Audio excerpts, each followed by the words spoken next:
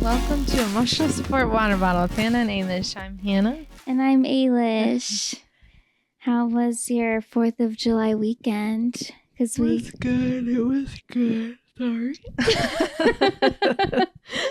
It was so really boring. eventful. It was so boring. I'm yawning. It was good. My town's fireworks were the 3rd, but we didn't end up going. We just put the kids to bed like normal. And then the 4th, we went to the farmer's market in town. And then we took some pictures of the boys, like in this one area that we had been to that one time. Oh, yeah. And then we went to a family party. And then Friday night, we went and watched fireworks at a different family's house. Nice. So, yeah. Yeah, I didn't even watch fireworks, but like we talked about. There's been plenty going on I know. all week. I know. So it didn't really. I saw a couple. That's all that mattered. Yeah, and like I said, some of my friends were in town with their families, so we did go out on their boat, which was nice because it was a pretty nice weekend. Mm-hmm. And then we did make it over to Put-in-Bay.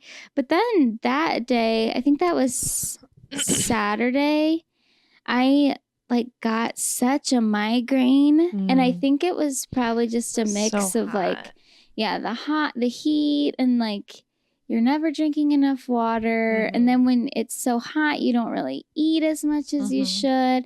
And I could feel it like building in my neck all day. I could feel it. Yeah. And then by the time I took something, it was just too late. And I was at dinner with my dad and I'm like, I have to go. Like, I can't eat my food. We have to get out of here.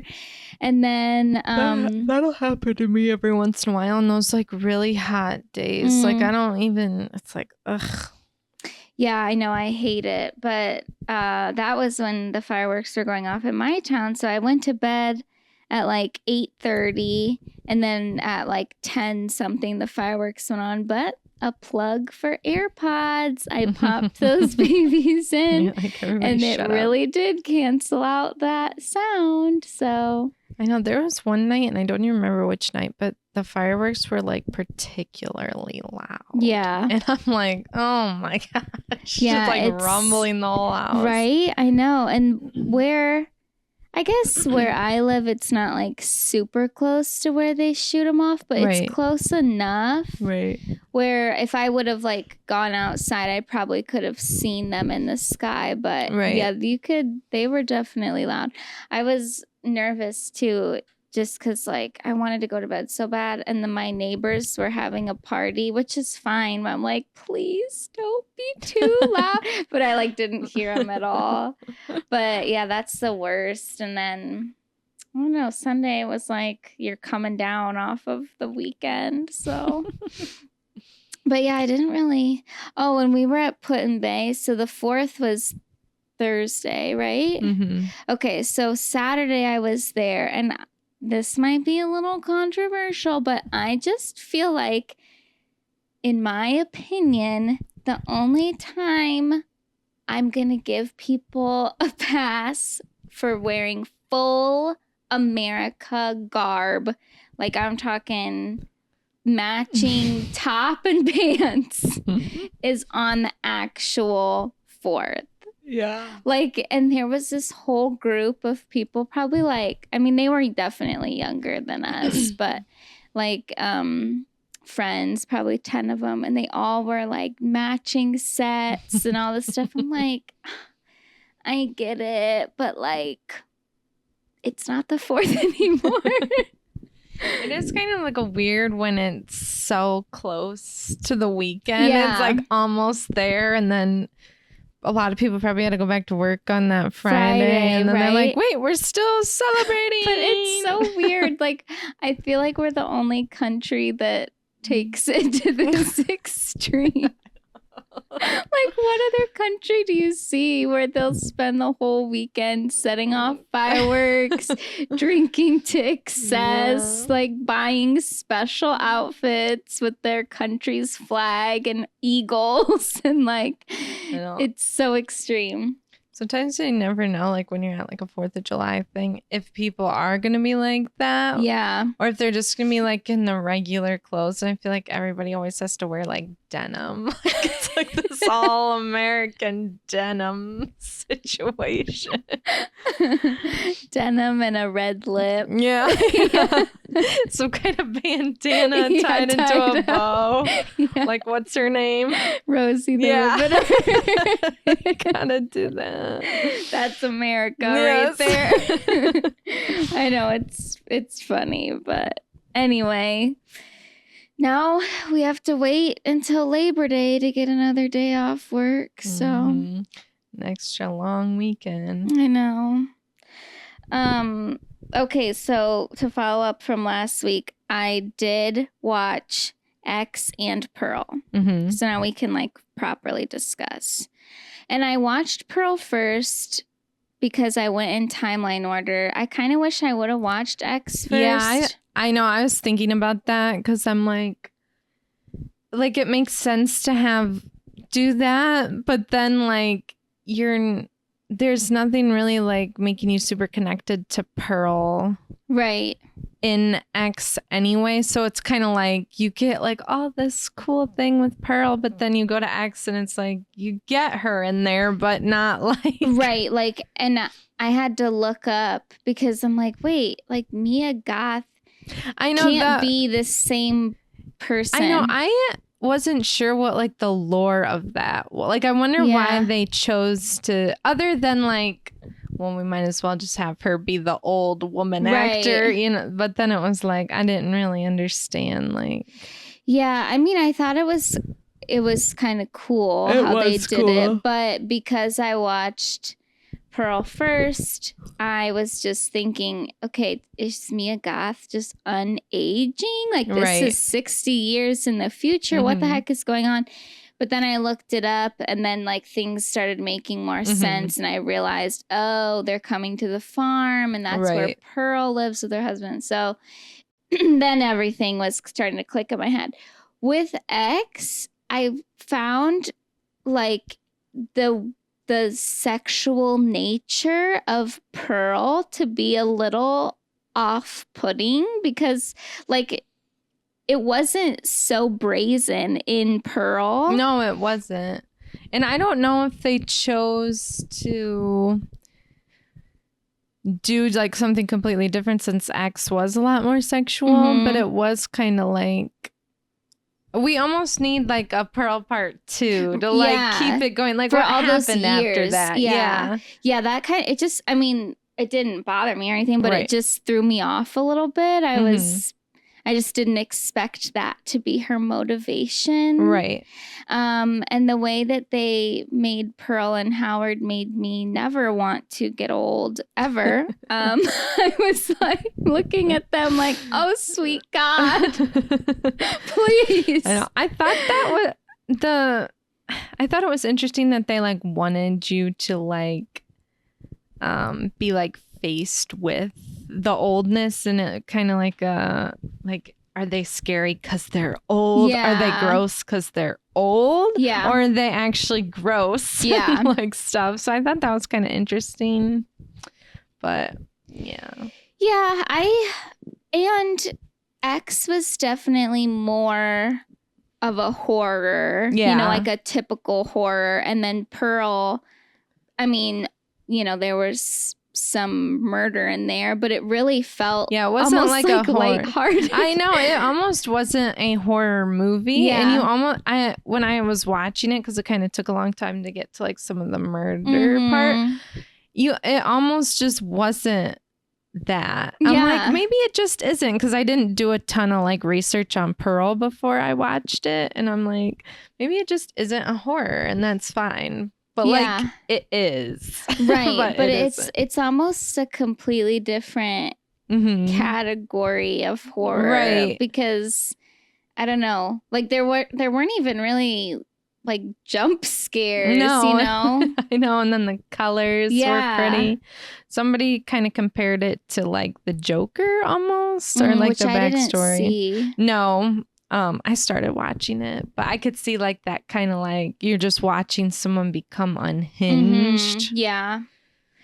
Yeah. So, I mean, I liked both of them. Like they were different, Yeah. you know, and I liked how in Pearl it was almost comical how they did the coloring and made it like look so modern, but it was supposed to be in like what 1918 or something, and like that like juxtaposition was kind of interesting and yeah, I liked it. And then it was kind of fun too to see like the set from when it got all worn down to when it was really beautiful or like in its prime and stuff. That was fun too. I know. Yeah, it was good. So if we can see Maxxxine this weekend, I'm ready.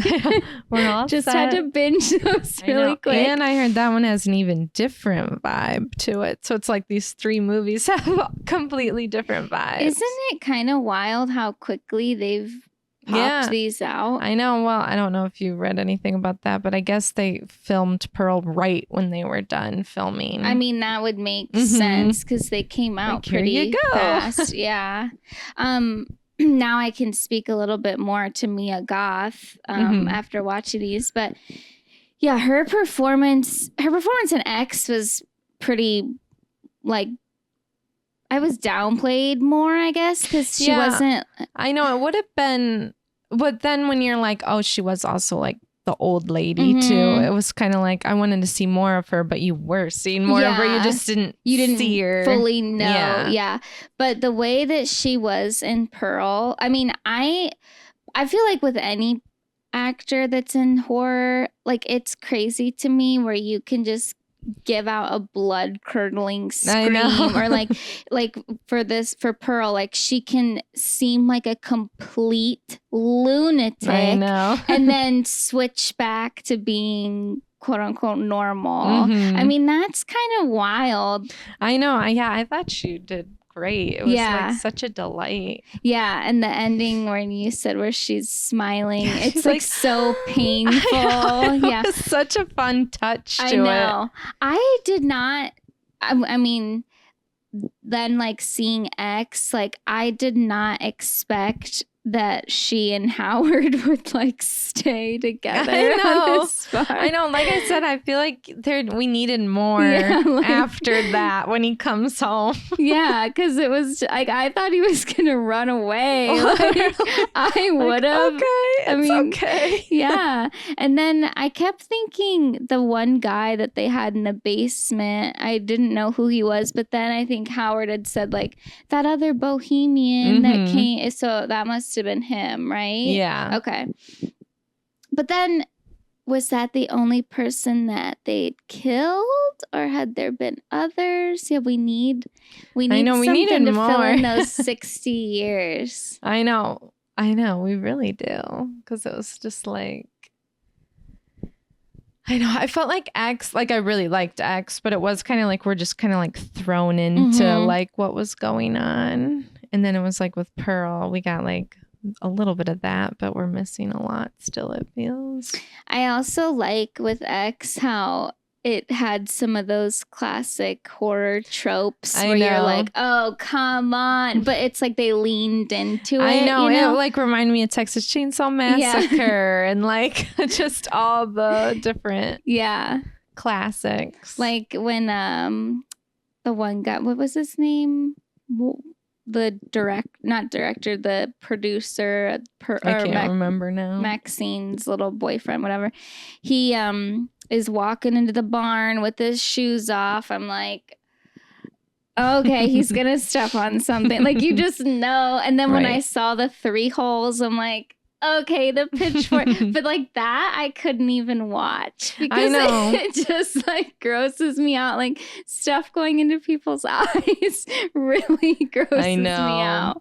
I know. I thought it had like some pretty good kills. Yeah. I mean, it's weird to say, but there were a couple creative ones. I know. And they really like killed everybody off. And I thought Brittany Snow was so fun. You know what? She looked great in this movie, I thought. I I thought that the Jenna Ortega casting was interesting. I know, it was almost like, I wonder what the timeline was for that and like Scream, like when she got cast, and what was Wednesday, but what was like, oh, was that the big thing she was in, was like Scream and Wednesday? Yeah.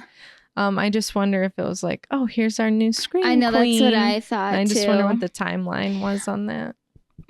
I mean, I just didn't, I don't know, I didn't like love her character arc in that, but it didn't really matter. Like, that wasn't a pivotal, like, who really cared? That was kind of just like a throwaway storyline to fit everything together, you know? But, yeah, I enjoyed it. So I didn't expect that like preacher that had been on the TV to be Maxxine's father. I know, it was all kind of fun. Yeah, so it all tied together, and now I'm excited to see like where they'll take that with the movie Maxxxine. Same, yeah.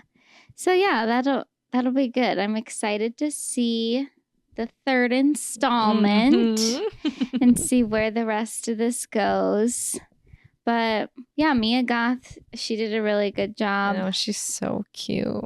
I know, she is so cute. I loved her hair when she did the dance in Pearl. And I'm like, she did so good. I know. Like, the story is just so tragic. I know, like, she wanted to be like this famous actress, and it just like didn't happen. And I like we keep saying, but I just want more of like all of that. I know. But that's okay. I also liked Maxxine's, like, what did she say? Like, I won't accept the life that I don't deserve. Yeah, I'm like, yes, I feel that too. I know. It's kind of fun, like those parallels where like Pearl doesn't get to be who she wants to be, but it looks like Maxxine is gonna try and like actually maybe make it. So, but again, I haven't seen Maxxine, but I know, we'll see. But it just seems that way. So so we'll report back on that next week. See if it's just as good. I know. If anything, it'll be fun. And you know what? We still have those movie passes. We still have not used. Oops. Hopefully I can find mine. I think it's just in my wallet, but I think that's where mine is. Like I remember I checked on it, I don't know, a couple months ago. So a year ago. It's still in there. It's literally been like a year. I know. They'll be like, sorry, we don't make that. I know they didn't, but they're like, you need the red ones now. Right. Like wait, there's no disclaimer. Well, we'll see if we can use it, and if we can't, oh well, I guess whatever. We're not really losing out on anything. And we still got to see the movie or I think it was No Hard Feelings. Yeah. We still got to see it anyway. Yeah, so it was fine. Here's something. Oh, Gina from Orange County was on Rachel Bilson's podcast. That's really random. And there wasn't a whole lot in it, but I just, she was just saying, she just kind of made the comment like the Housewives used to be a little bit more authentic than it is now. And I'm like, well, it's showing. And then she talked about her sobriety a little bit, but she said, she's like, I wasn't an alcoholic or anything, but it's just not serving me. I kind of wish that people would talk about that a little bit more, because I know. You know, I mean, we've talked about this with like Lala and stuff too, where were you a full-on alcoholic or did you just become a version of yourself that was not a positive person when you drank? Or it like exasperated. Like all your anger issues. Yeah, I liked that she kind of was, she's like, I feel weird saying that I'm sober because I didn't have an issue, with that. But that's fine, I think, know. And that's what because Olivia Allen, who's the co-host on Rachel Bilson's podcast, has been sober for 13 years. Oh, wow.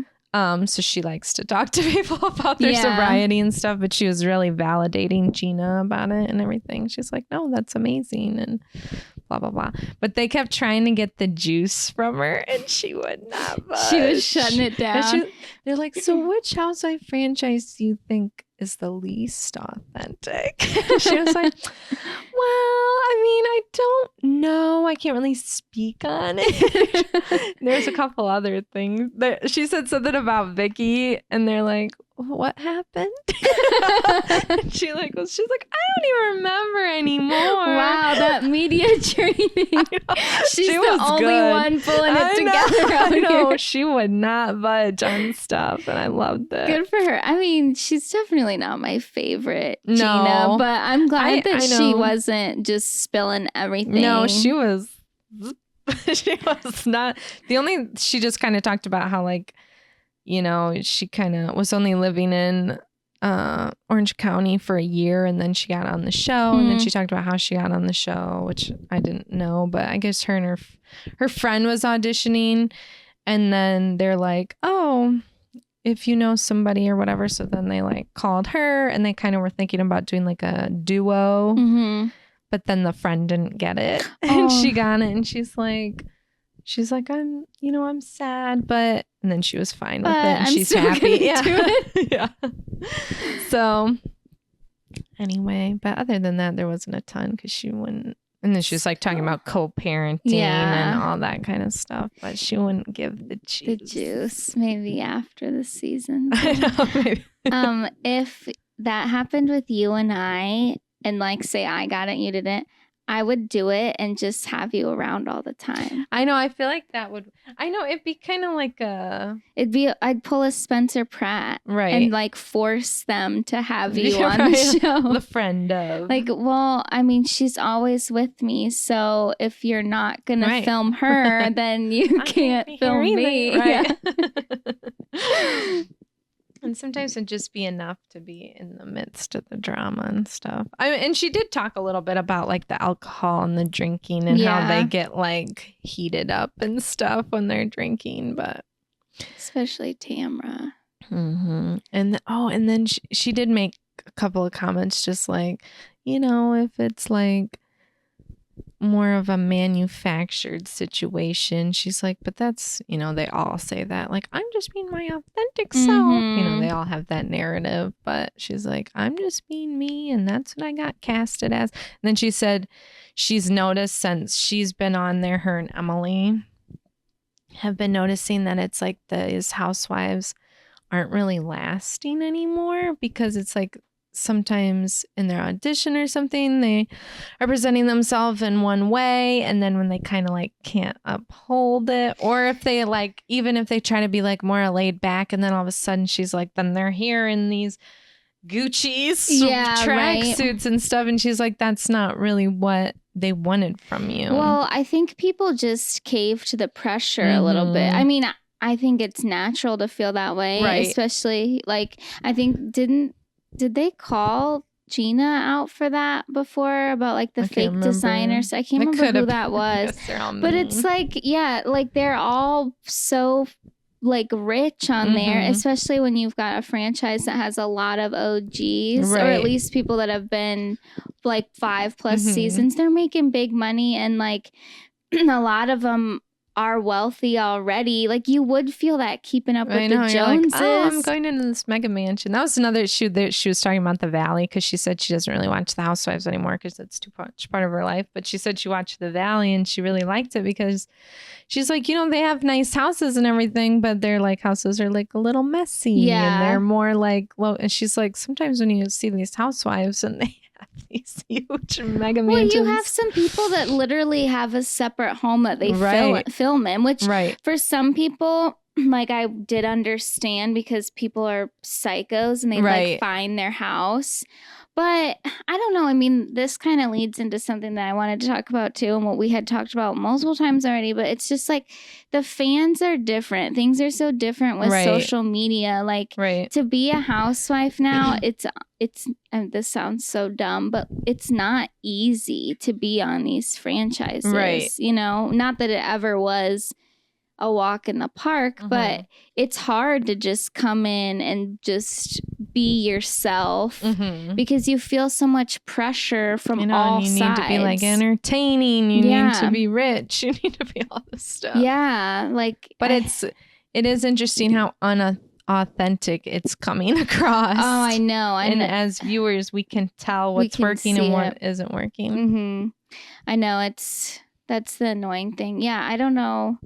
I did see, well, first, just speaking of OC, I haven't even watched the full trailer, and that comes out tomorrow, which for anybody who follows us for the OC recaps or conversations about OC, you're gonna have to wait until the following week because we don't record before the episode comes out. And I think it'll depend on how this season goes. Yeah. As to how much we're going to be talking about it.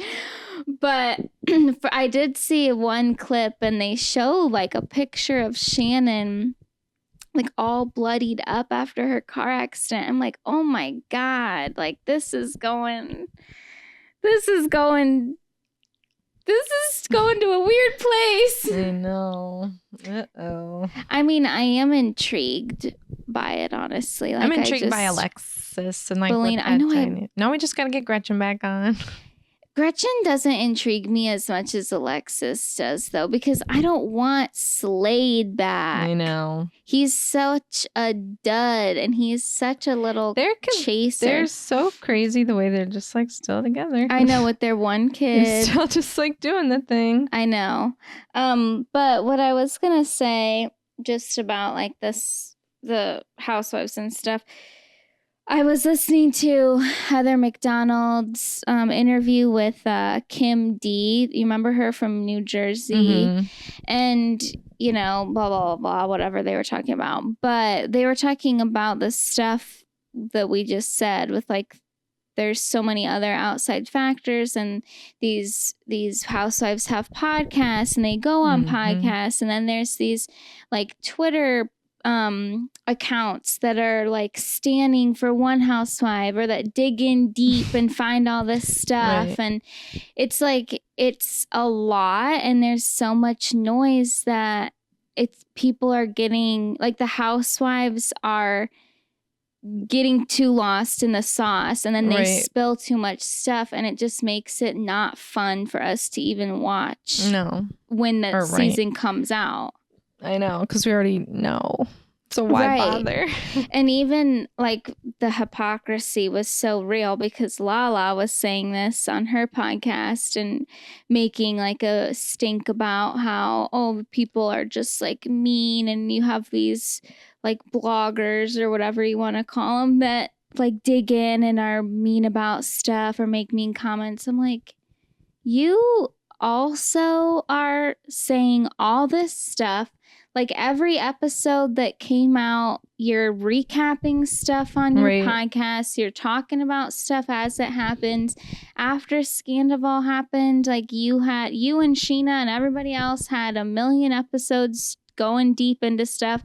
And like you guys all talking about that to death was part of what made this past season so bad. Awful. Yeah. Yeah, it's like, and on top of it already going to be awful. Right. But it was, it's not just Vanderpump, but it was just like so ironic that Lala was complaining about that when she is doing the exact same thing.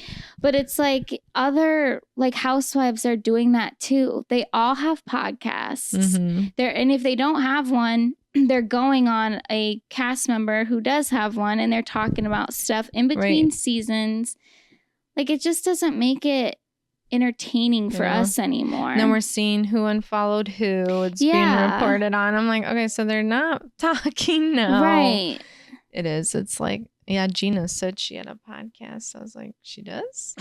I mean, and obviously we can't talk because we have a podcast, but we're not on any Bravo franchise yet. But I mean, we've said this a million times before, but I don't know what changes need to be made. Like and they're talking about... And they just keep like whipping them out one after the other after the other. Like nobody's sitting down and saying, what should we do? Like anybody from the head. And then Gina was saying too, it's like, what? Every, franchise is different. They have their own producers and stuff. Well, I think all those producers need to get together. Yeah, I mean, get they on really the same do. page. Yeah. Who's manufacturing what's working, what's got better ratings, and I don't know, brainstorm. Well, get in the office. Yeah, but like we said, and what had been said on Heather McDonald in the past was they have to lock down the social media stuff. Right. They have to lock down what they're saying on podcasts. Right. And they have to be like fair across the board. Yeah. I mean, they're going to put up a stink. Yeah. Bravo has got to pull that together. Like take a minute, take a breather. Because when you think back to when all these shows were actually good, it was before we had all this stuff. We were just seeing it right then and there. Yeah. You'd barely hear anything. I know. And I don't know. Yeah, they really need to figure it out. And speaking of like the New Jersey stuff too, like we talked about that a couple episodes ago, but like that is such a mess right now. Like I don't even know. They really need to go into like the war room and talk about what they're going to do. It's like frustrating because it's like they're trying to do the timeline. Like, well, this show's got to get out by this time. Yeah. It's like, we have to start filming by this time. And I understand that you have to do that and people have jobs and blah, blah, blah. But it's like, but if you're putting on a piece of crap then that what isn't working and you're in the middle of filming. And, I mean, Vanderpump is able to push back filming. Right. I mean, we don't even know when or if it's going to restart. It's like, I feel like they really need to be a little bit more flexible and just if a franchise isn't doing well, then like, okay, we need to regroup here. Right. Let's maybe take a breather. Let's take an extra month or two and figure out what we're going to do. Because I know that they use different production companies, but at the same time, it's all under the Bravo umbrella. So people could probably... Sit down, talk. Yeah, and also be moved around within a different Bravo show potentially if like not working is a huge thing. Mm-hmm. I don't know. It does make me sad though because like I did love these shows back when they were good, and it's just like, what are we gonna do? Yeah, they just can't recreate it. I know when we're talking about New York, like original New York. I see clips from that and I'm just like, oh my God, this was so good. The patterned sundress. Like I just always remember that on Beverly Hills Housewives. Kyle in the long sundress. Like with wedges. Yes. Yeah.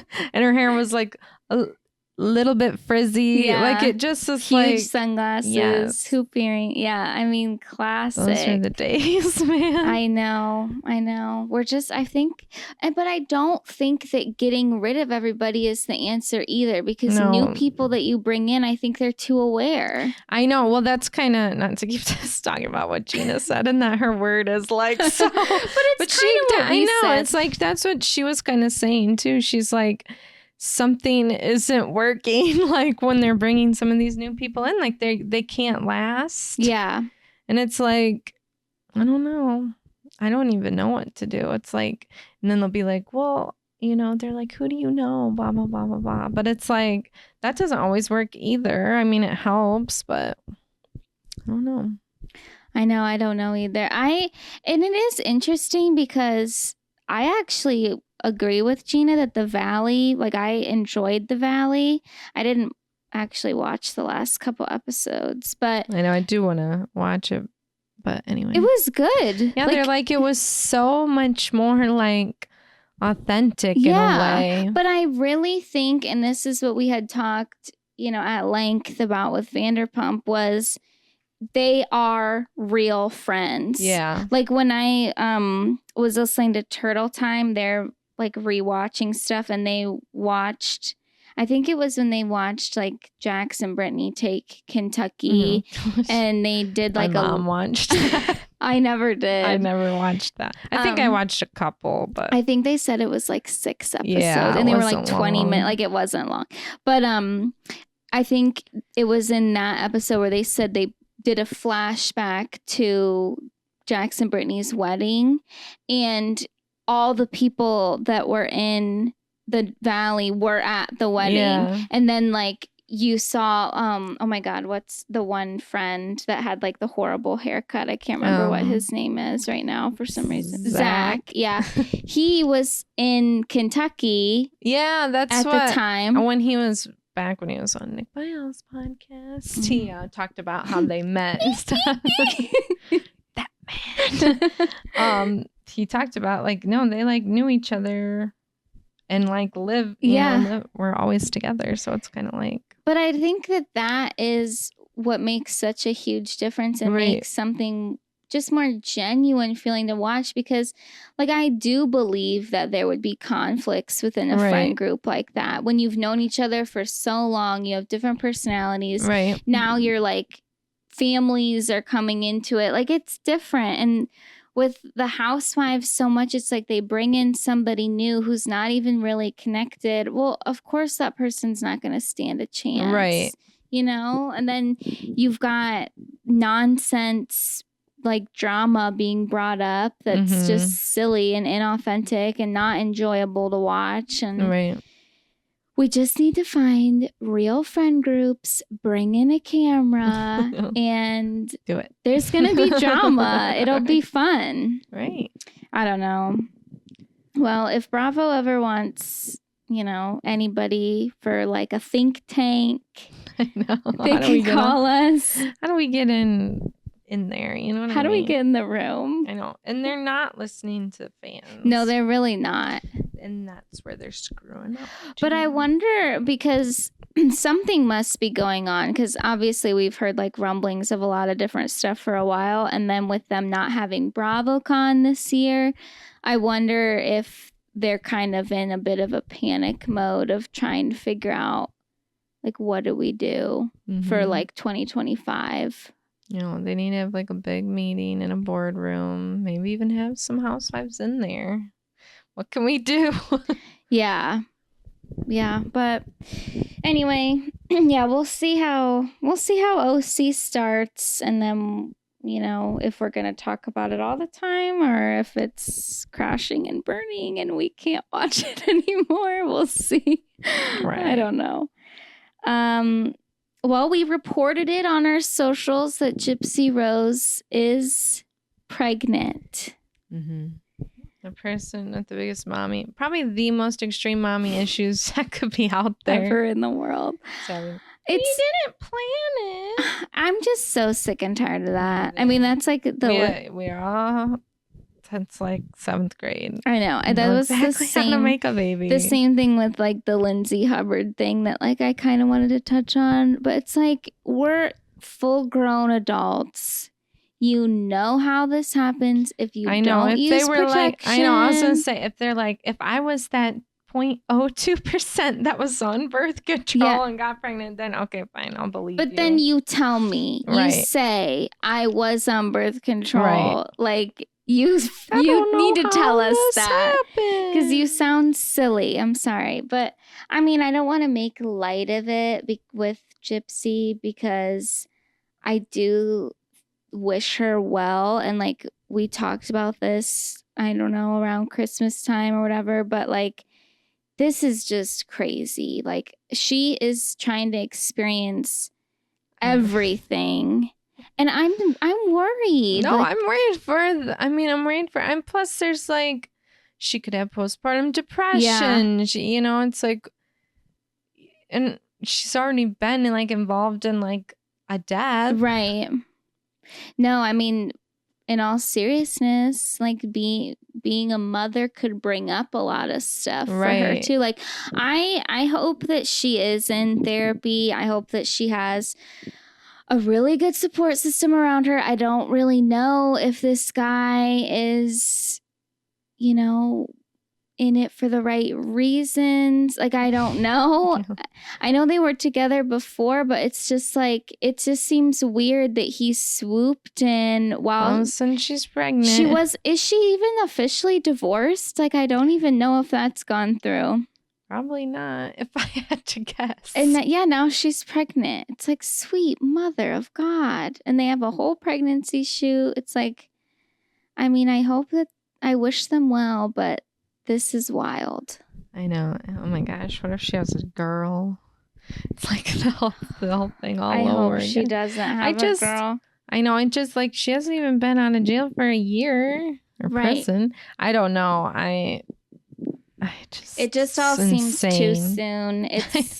It's all just happening entirely what too is fast. The rush, girl? Yeah, like you're free now. You're not gonna be going back. Like, just take your time. It's okay. So insane.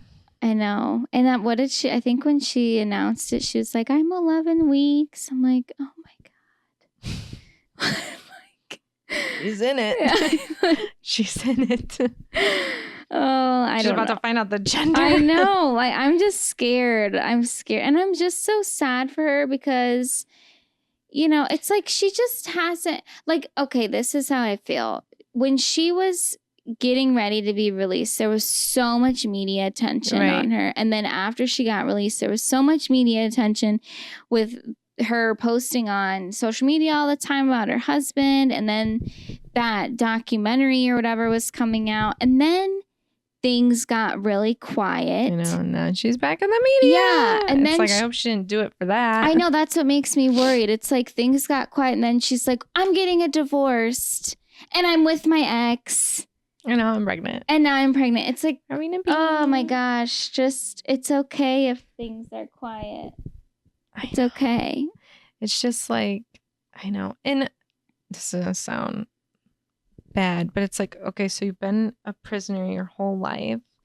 Now you're having a child, and it's not like being in prison or anything, but you're responsible. Like, that's number one for the rest of your life. Right. Like, so your life is dictated. Had freedom. Yeah, that's ever. So true. And I just feel like maybe, but maybe, or it could change her the other way too, because that does occasionally happen. Well, that's why they mature and they. I mean, yeah, that's what I just hope, that she has the proper supports, because she's really gonna need it, and yeah, she's really gonna need it. Yes, and it is weird because it's weird to say that she's been a part of our lives, but like, we know so much about her life from when she was a child and then up until now. And it's like, she's just been so overexposed, and it's like she almost doesn't even know another way. Right. Or even like, what if she, like, because of her medical traumas, what if she goes the exact opposite way and never takes her kid to the doctor? Because she's like repelling against it. Like, you don't need vaccinated.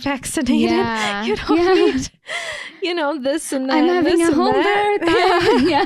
She like completely goes against all medical intervention. Only time will tell. Hopefully not. Only time will tell. Oh, goodness. We were talking about Zac Efron. Oh, yeah. Or whatever the other day, but I just watched that Family Affair. Oh, did you?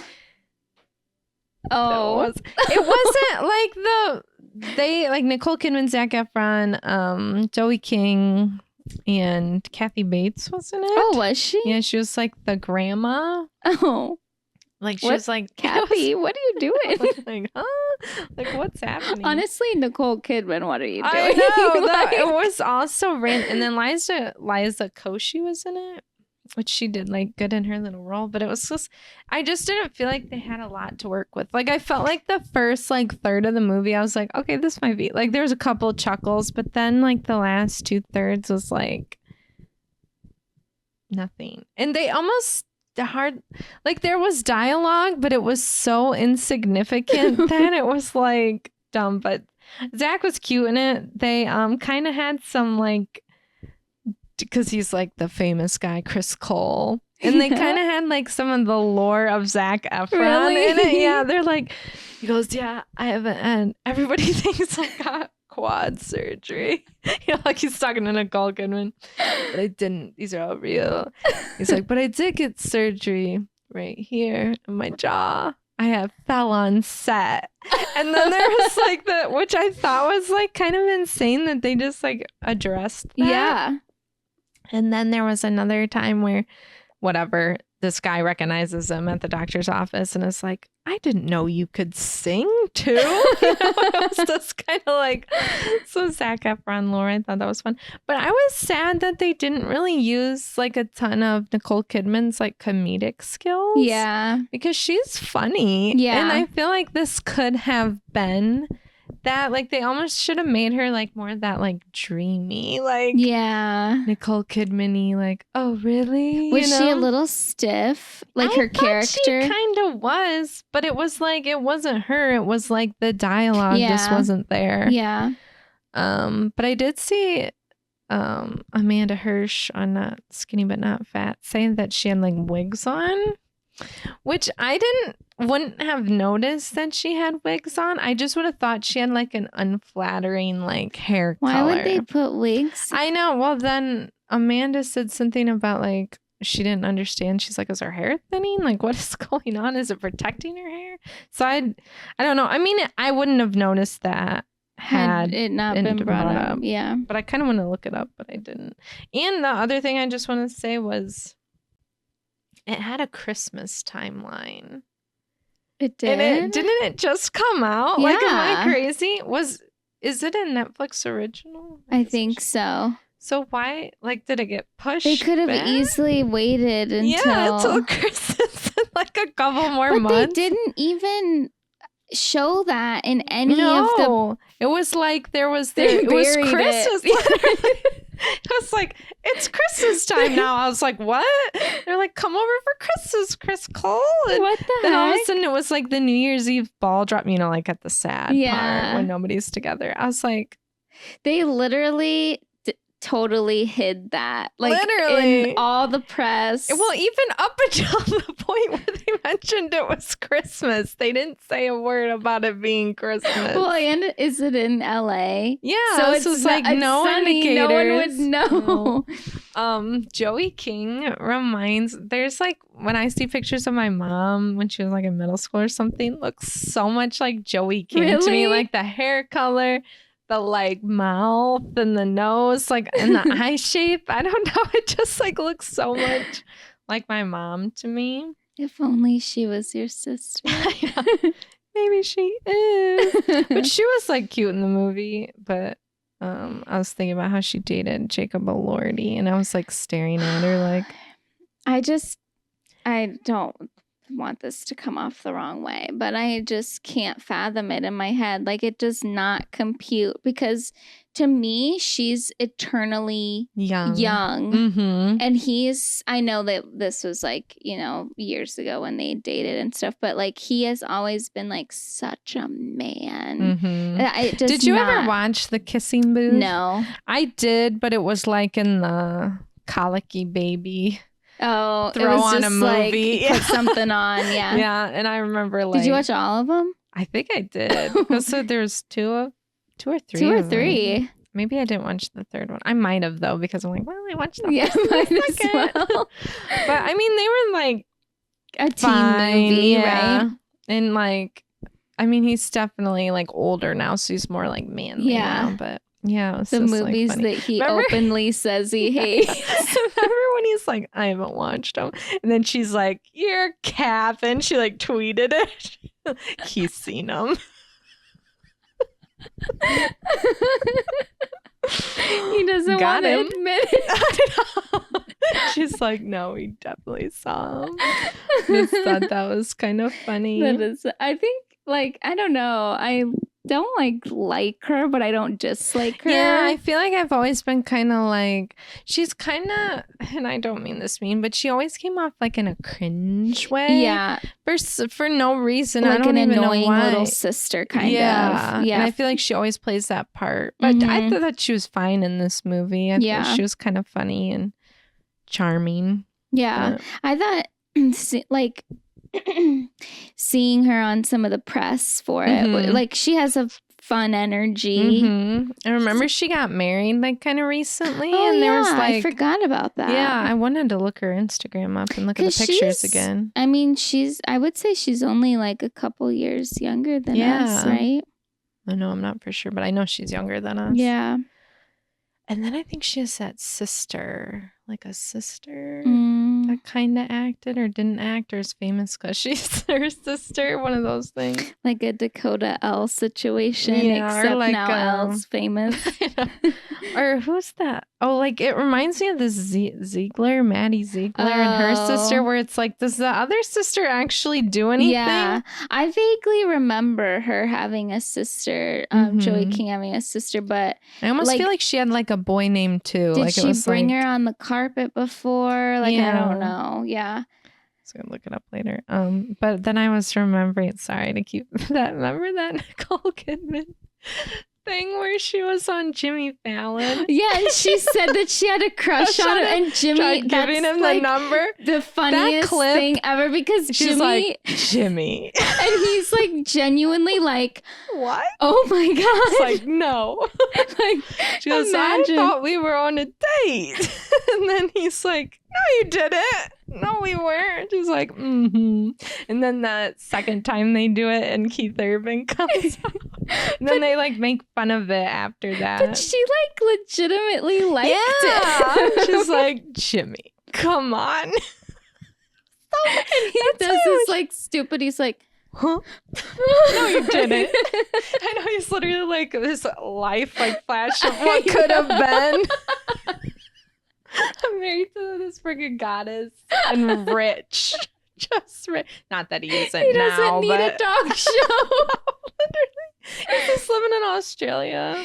Oh my god. So funny. That's why I wish, like, I feel like that could have been her in the role. Like this role, she could have been that, like that part of that when they make fun of it again where she's looking over at him and the music is going. We have to look up that clip after this. Remember when she got her divorce finalized from Tom Cruise, and there's those pictures? She's such a queen. She's never felt the sun before. She's like, their pale skin. And it's literally right after she like signed the papers. She's a literal, like, come on. Let's get so iconic. I know. She's a queen. That's why I was like, come on, give this woman some material. Give her something. Yes, please. Those are the kind of movies that they just got paid an exorbitant amount of money for. People will watch it, so it doesn't matter. Yeah. That's it. Like, I don't understand. I think, I've like heard stuff about like Netflix and other streaming services where they kind of like flub numbers and ratings and stuff. But like, I was just thinking, because we know, I've mentioned before, I'm not a huge Hannah Berner fan, but I heard that her special just came out on Netflix. And though I think it was like, it literally just came out like maybe yesterday or earlier in the week. And it was like top 10 on Netflix. And then I just saw another thing that was posted, and it was like number 2. I'm like, with all these other random shows. And I'm just like, I don't want to be a hater. Right. But where are these rankings coming from? Right. Or like, what is the actual like numbers? Yeah. Like, or even like I know. Or is it like, they're just like, let's tell everybody everyone's watching this so we can promote it. That's what I feel like they do. Because, I mean, sometimes like some of it makes sense, and some of it I'm like, everyone's watching that. Right. And sometimes there'll be like really random things there, and I'm like, really? I know, we're all watching this right now. When I'll look at stuff, like I won't watch anything in the top 10. And Right. not that I'm like, you know, the only one whose opinion Right. matters. But it's like, there's other people that are just like me. You can't Right. tell me that there's millions of people that are all watching this Right. and I'm in the minority. That's or not. like, what's the retention on those Right, watches like- too? Like, did they start it and Because then you know how when you like go over it, it'll like start playing sometimes. Like, does that count as a play? Like, yeah. like it held your attention long enough? Right. No, that is interesting. I think this skewed. Yeah, it is. And especially with those Netflix originals. But yeah, I feel like with the Family Affair, like Netflix just knew, oh, we'll get some big names in here. We've got money to throw. Oh, it was supposed to be a winter release. Make it summer. Like, who just cares? pop it out now because we're gonna put out this way better movie later. I know it did kind of feel like that, and it's like I wonder too, like. Yeah, it could get bad ratings, but people still watched it. Yeah, you know, right. so it's like what matters more. Because they wanted to see Zac Efron in it, basically. I mean, I think he was the major draw. Yeah. And like he was charming. Like I liked him in it. It's just as the movie kept going, it like lost. There really wasn't much going on. I'm like, I don't know. Well, I mean, okay, so the concept of the movie. Does Joey King work for him the whole time? Okay. She's his assistant and he's like bad to her, but we never actually see like the bad to her stuff. Maybe just kind of like a typical Hollywood. Yeah, and she'll like talk about the stuff, but we don't actually see it. He actually comes off pretty likable. Because I don't think Zac Efron I know, even if he is like that douchey guy, he still came off really likable. And then he like comes over to like, cause she quits because she's like sick of him, and he's supposed to give her this like, which I didn't really understand. Like he was going to give her this producing job for his movies, and she's not there, and he comes in and the mom's there, and they just start kind of talking, and then they have like a drink, you know? Yeah, and all of a sudden they start to hook tryst happen. But okay, so that's kind of what I thought the whole thing was. But like, where do you go from there? Well, and then it's like they kind of try to make it seem like, oh, they really do have feelings for each other, but the whole time Joey King is like so mad. And like, he's a bad person and he doesn't actually like you. And then he's like, she's so easy to talk to. And no, I do like I know. her. We're totally into each other. And then when it ends, it's kind of like she's okay with, you know, like gets to the point where she's okay with it. Yeah. And she accepts that they like each other. But then I'm like, I just don't see this like famous Chris Cole dumps women and sleeps with women all the time. Just like hanging out with this woman that's like a little older. Yeah. I mean, she's like a famous writer. So it's like she's not just nobody. Yeah. But it was like. Yeah, I don't know. But the plot's not strong. No, and it was fun. Like there was some funny parts in the beginning, but it just dwindled. And then like her friends, like Elijah Koshy, did a good job when she was in it, but it was so like she didn't need the friends. Yeah. Like we could have just had it. You know, she could have had somebody that she like talked to about the situation. But anyway, I don't know. It's a watch. I think I gave it a 2 stars on my LetterBoxd. Oh yeah, how's that going? Fine.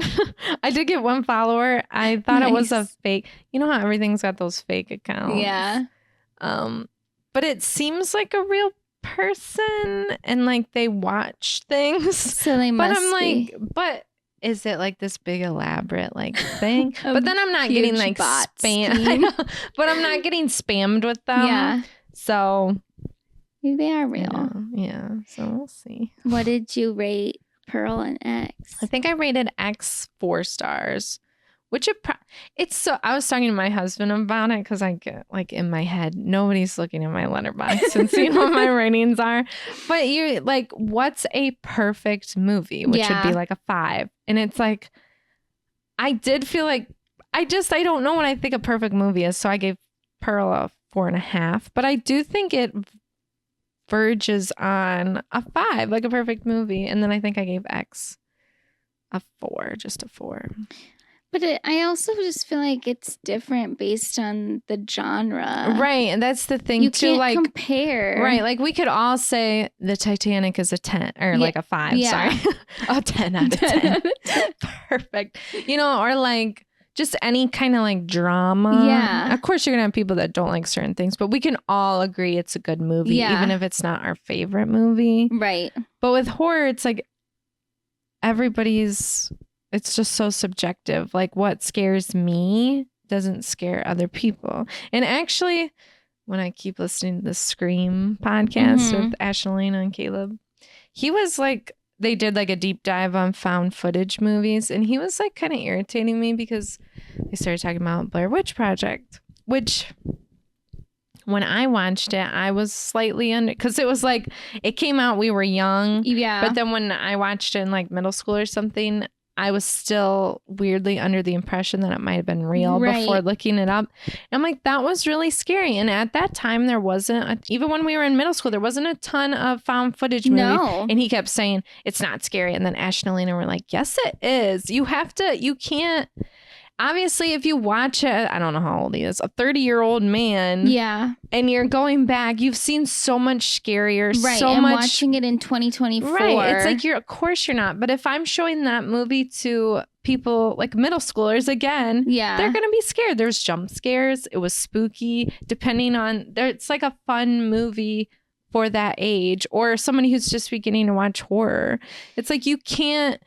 I don't know. It's just kind of irritating me. It's not fair to say Blair Witch is bad or not scary if you're comparing it to, you know, anything. Yeah. The Strangers, you know, it's like. But like with Blair Witch too, like when that first came out, like there was confusion. Yeah. It's like was they had this whole elaborate marketing. And then it was like, you kind of found out it wasn't true. But then that second generation comes in and is like, is it true? Yeah. So, yeah, I do think it's unfair because it's like you can't. And then it's like now we can always take ourselves out of found footage because we just know it's not real. And it could still be scary because I think found footage does really good with like jump scares. Yeah. And I've definitely been scared by found footage movies, but it's like, it's just such a different situation now. I think the environment that you watch it in makes a huge difference too, because if we sat in here right now, turned on a scary movie, all the lights are on,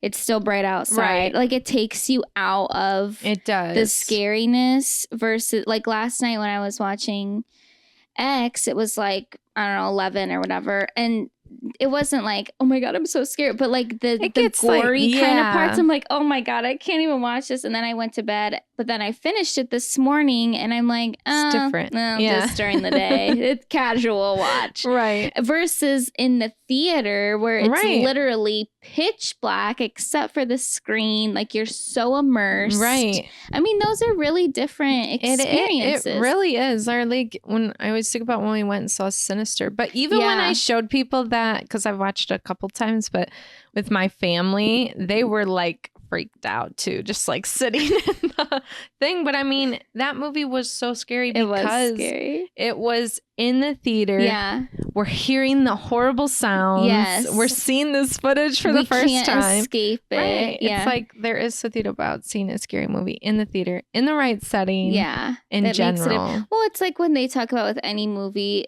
where they're like, this is a movie you have to see in the theaters with the Dolby sound, with, you know, whatever. Or the ones where it's like, this is a 3D. Like, you have to watch it in that experience. Or, like, that's what it's made for. Right. I was just watching that Spooky Astronauts and she on YouTube, and she just went and saw the new Twisters. And she was like, in the theater, she's like, that's not typical, like it's like a thriller, but she's like, that's not typically the type of movie I would watch. But she said the experience was amazing. Yeah, I bet. You know, with like you could feel the rumble of the tornadoes, you saw the devastation. The wind is all around, feeling. Yeah, I bet that would be good. She's like, that's cool. So it is like, listen, Tom Cruise just went and saw that and loved it. I know. She had me like pretty convinced. I was like, you know what? Should we go for a double feature? Maybe we should. Well, can I just throw into a new topic real Yeah. fast that has to do with tornadoes? Absolutely. I just listened to speaking of tornadoes, one of my favorite things to talk about. It is not fully tornado season, but not fully not. So I just listened to The Man Who Caught the Storm, which was about Tim Samaras, who passed away in the 2013 El Reno tornado. And somebody wrote a book about him and his life and like kind of the events leading up to his death. And like even afterward, it was actually pretty sad. Like the book, like just, you know, the parts and the guy who wrote the book, which sorry, I don't put down his name, but he like spent time with storm chasers. Yeah. Like when he was like doing this story and he like drove up the road to these like different houses where Tim Samaras had footage, and he's like, it was just so cool to like, this is where he drove and stuff like that. But it was good, but there was a lot of like the technical stuff about storms and like the technology, and I felt like it pertained to, because that's like all what Tim was like going for, right. So that wasn't just like nonsense, like it helped, but I wanted a little bit more of his life. But of course it's not written by him. Yeah, maybe for a casual reader it's not like right. Yeah, you have to be interested in it, but there was still a lot about him. And just one thing I thought that was interesting about Tim is he never went to college, but they kind of like took a chance on him, and he would like do these like storm chases and get his team together and everything. But I can't remember if we've talked about this on the podcast before, but that is something I just cannot even fathom. Like I know, as much as I love it, I literally don't get it. I literally, and some of the tornadoes that you see, I mean, they're like so big and so tall. Yeah. Like I think I would literally, if I saw one like that in real life, I would just die. I would literally die. Have a panic attack. Like I wouldn't even be able to move. Yeah. And then, you know, they're always in their Jeeps and they're driving towards it. I'm like, what are you doing? And that's so crazy because, I mean, on a like, you know, psychological level, the human nature is to flee from that. Right. So like, what is it in these storm chasers where they crave that and they go right into the eye of the storm? I think what this book did a good job, because there obviously is that like, what is wrong with these people? Yeah. But I really did think the book did a good job of being like how important it is for these people to get this information, so we can like warn people and build better houses and just be able to warn people. That is an interesting perspective. It's like, right. And I was like, you know what, that is a good, because to me I'm like, oh, they're doing it for the thrill, and obviously they are, but it's like there's more. And he kept working on this thing because everybody wants to like get a machine in the center of a tornado and see what is actually going on in there and how high the wind speeds and stuff get. And he was like kept building different machines and how hard it would be to actually get it where it needed to be safely, and you get out of there and hope the tornado goes on top of it. So that's wild. It was. And then there was a little while too where he was kind of taking a break from the tornadoes and was studying lightning and how like important that is. And it's just like, so it is just, I mean, that's a whole nother world. And I feel like we take it just kind of for granted that we can look at the weather report, but like there's so much that actually goes into it, and we make such a, you know, kind of like off comments about like meteorologists and whatever, and like, oh, they're always wrong, but like it is so crazy. There's a lot to learn, and it's all Mother Nature. I know. And then we're like, they always get it wrong and blah blah blah, and it's like, well, it's complicated.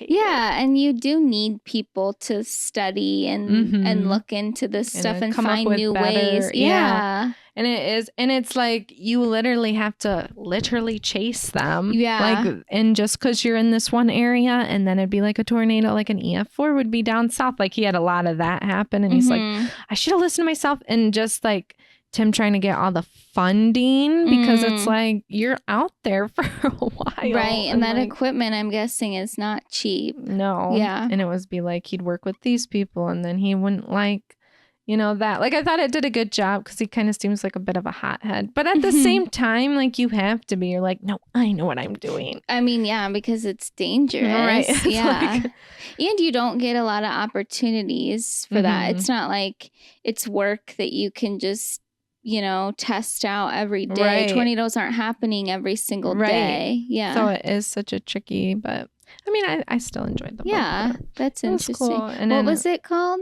The Man Who Caught the Storm. The Man Who Caught the Storm. And it really caught him at the end. So did he get sucked up by a tornado? So what happened was, Del Reno, one of my scariest tornadoes I've ever seen pictures of. And they only rated an EF3 because it missed. So like it was like in such a open area.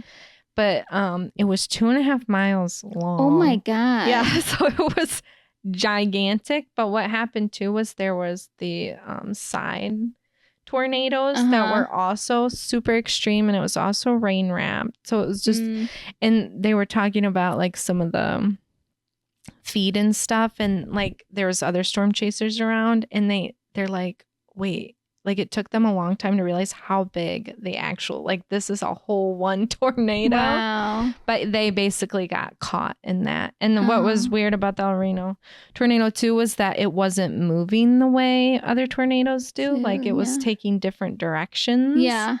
So they thought they were okay. And it was like this whole thing where it's like if they would have gone on that road, maybe they would have been fine. So did his whole team get wiped out? Oh my gosh. His son was in there with them. Yeah. And then their friend, or like also because they were the Twistex team. And then there was a guy named Carl. But then there was I think there might have been like 8 people that ended up dying in tornadoes. So there was like a bunch of storm chasers like getting swept up. I know, because it was just so big and like unpredictable, and it just really, that's the only time storm chasers have ever died in a tornado. Wow. But you should look at pictures of it because it was freaking spooky. Like, and it was headed towards Oklahoma City. Oh. And it would have been like catastrophic. Yeah, no kidding. Had it got there, but wow. it's insane. When did that happen? 2013. But there was also another El Reno Moore tornado that was in 2011, and I think it was an EF4, so it could be kind of confusing because that was a big one too. Is EF4 the highest? EF5 is. But the Xenia, Ohio, there's only been 2 tornadoes that they thought could have been an EF6.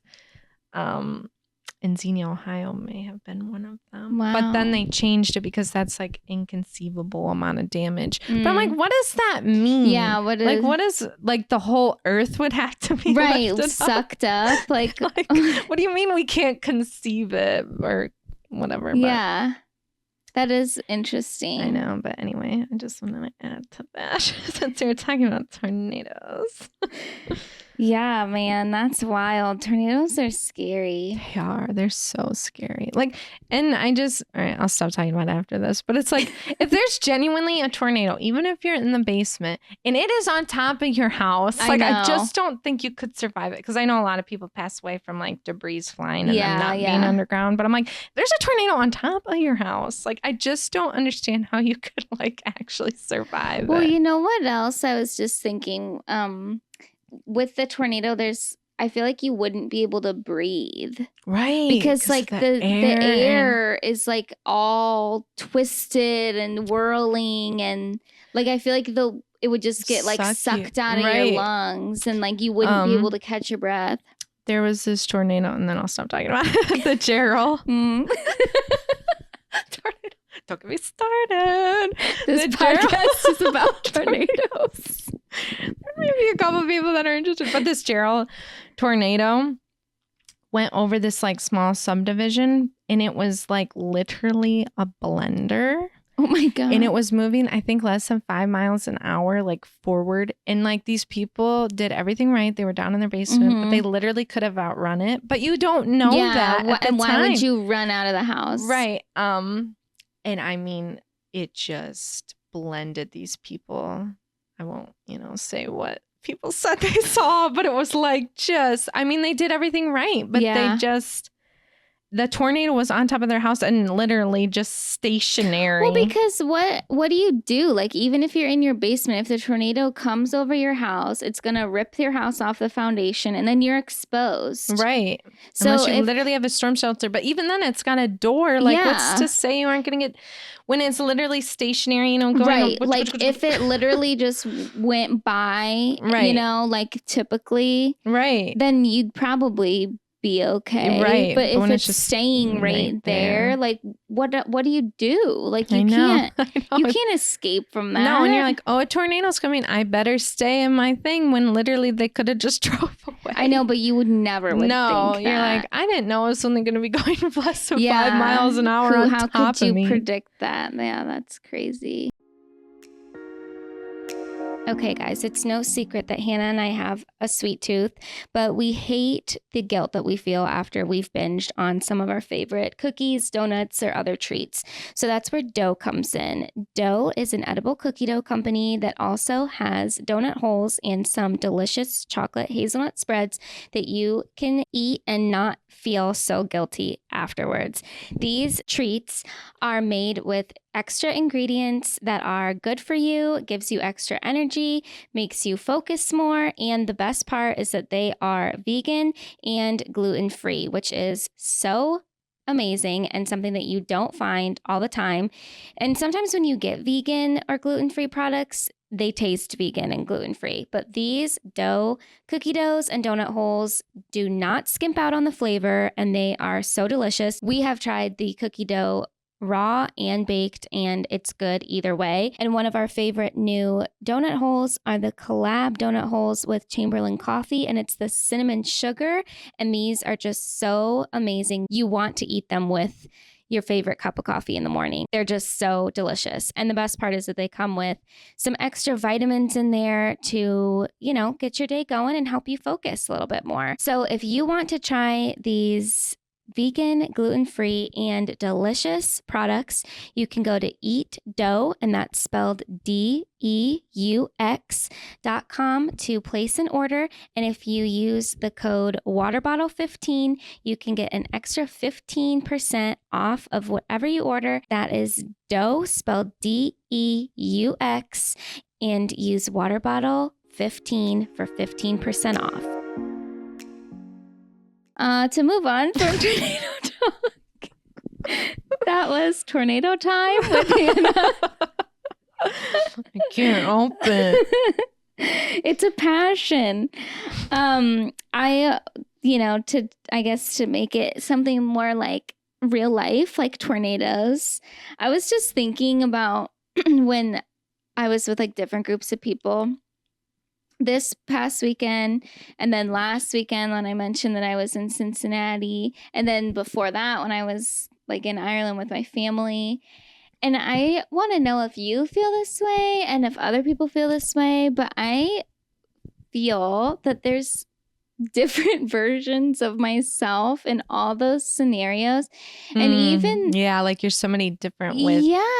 And even like this past weekend with the 4th, it's like I'm around friends, but that was a different version of me than the weekend when I was in Cincinnati, where I felt like I could just fully like let loose and be myself. Or like when we're together, like I feel like I can, share my opinions and be weird, and we could go out tonight and have a really fun time because we would just be like letting loose and fun.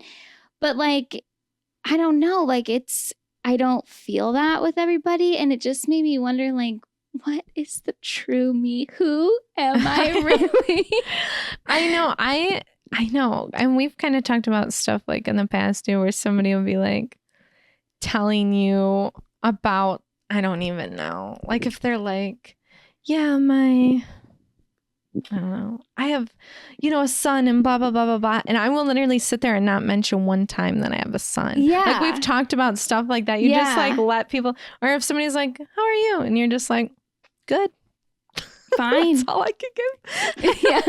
That's all you care about. I know. I do feel that way too. Or like, I have a hard time too. I'm like, I can tell these people perceive me a certain way. Yeah. So I almost like lean into the way they perceive me. Or like even at work, like I'll have fun conversations with people at work, like one-on-one and stuff. But I feel like because I'm like really busy and by myself in my area, when I come out, I have to like make a joke. Like that's what they're expecting. It's like a sitcom. Like I just come out of nowhere. And everybody's like, literally. And they'll say something and then you could tell they're like waiting for me to give something. And it's like, I can't give every time. I'm not that funny on the fly. Like and then later I'm like, oh man, I just came up with a good joke I could have said. You know, it's like I flubbed that one. Damn, I guess I'll get them tomorrow. But I know, I mean, and that's like a funny thing. you would never do that in real life. No, I wouldn't come out like a dang sitcom. Like that's not me at all. This is like character that I come out and say stuff. But no, I totally feel that way all the time. I've actually been kind of like, I don't want to say struggling with that lately, but I don't want to like be around certain people, or I don't want to have to pretend to be something. Like I just don't have the energy to like put into people that I have to like feel like I have to compete in a way, or like I rather just no. Like if we're not clicking immediately, then I don't want it. Yeah, I know. I do feel that way too. But it's just like, I don't know, like I can have fun with people sometimes, but then other times it's like I almost like am too aware of things, and then I'll just like kind of zone out and look around and be like, what am I doing? Like I'm not having fun right now. I know. I've been kind of like that too. And I feel like I've been trying to get back into horror movies because that was something I did before I had kids. And that was something I really enjoyed.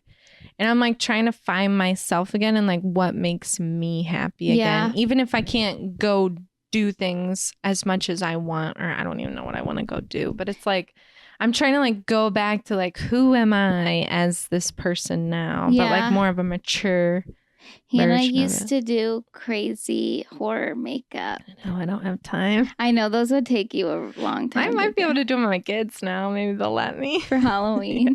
yeah, something. But yeah, it's like that. Like I'm like I miss like even that like just the art, and like I used to really like doing makeup in general, and now I just don't need to at my job. And it's not that I even feel like sitting in front of a mirror and like, but when I see like Chapel Roan, is it Roan or Rowan? I'm Rowan, like, I think I want to go out, like do my hair silly and like do this over the top like makeup and just be fun and like stuff like that. I know I do have like a hard time, and I hate being around people that you can tell they're not being themselves either. I know. I guess sometimes you can just feel too if you're going to be like judged in a certain way. Or like you said, you can feel that certain people have a certain perception of you already. And I feel that way a lot with family, you know? Like, oh, you're the spoiled one or the whatever, you're the high maintenance one. Yeah, you're the high maintenance. You're the quiet one. Like there's always something, and then you feel like you can't, especially with family that you don't see that often. Yeah.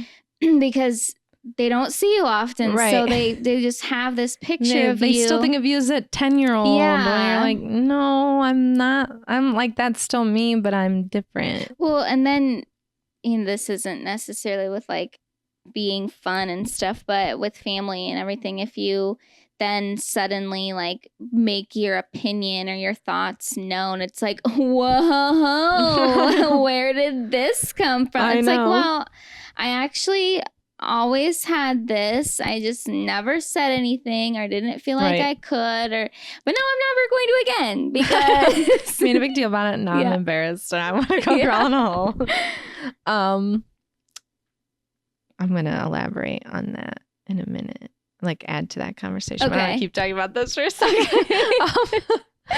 Sorry, where was I going? Oh, I've figured something out about myself too, is that I'm like, I don't like small talk. Like I want to get into the crux of it. Yeah. Like, let's talk about the nitty gritty. It's like when I was with family, like over the holidays and stuff, it was like, so what are your kids doing? And you're like, Yeah, like I can't do this. I know, like, or just like, oh, what have you been up to? Has work been busy? It's like, oh my God, like slamming my head. Your head. Yeah. It's like, let's talk about some books or like movies or shows or anything else. Or what's your new hobby? It's like, I want to get into literally it with talk people. to me about like a movie you saw last week, like, and let's discuss it. Like that's I don't know, like when I was in Cincinnati and like who we were with, it was like we have a lot of stuff in common, and we were talking about like books, and then like he would bring up a book, oh, you should read this, and like I'm reading that book now, and it's like so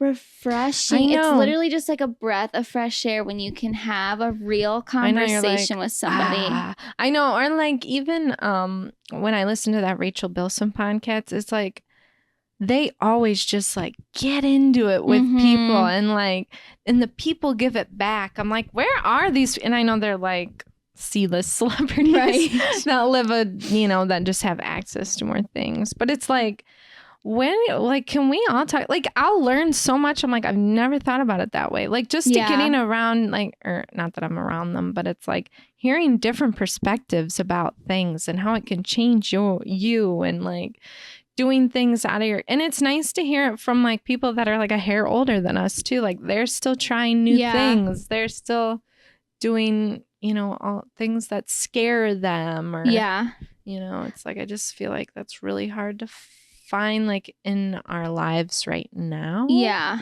And especially with like family members. Right. Yeah. It's next to impossible. It's either like they just don't want to go there for some reason, or they just don't listen to you at all. Literally. Like, I know. Or that drives me nuts when I've like been like, we'll be talking about something and I'll like say something, and then like the next day that person will like say what I said. I'm like, that's what I've been saying. I know. I've been saying that so much lately. I know. I'm like, that's what I've been saying. Yeah, that's what I've been saying. Yeah. Like I keep telling people that. I'm like, that drives me nuts.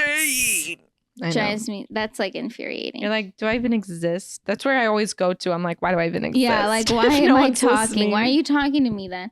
I know. I feel like I don't know where I was going with that. I lost my train of thought. Anyway, what were you gonna elaborate on? Oh, I took my son to go see Inside Out too.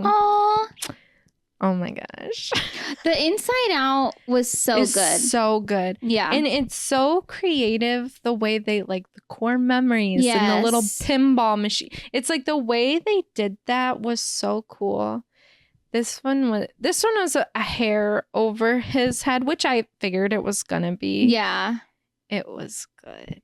Well, he probably still just liked the colors. Characters. And he has like made a couple comments like he was like taking it in, because he's sitting there eating his snacks and like kind of like this, and then when he was sitting in the chair it kept going back up. I'm like, put your knees. So he was kind of like, but he got a little bit out of it. But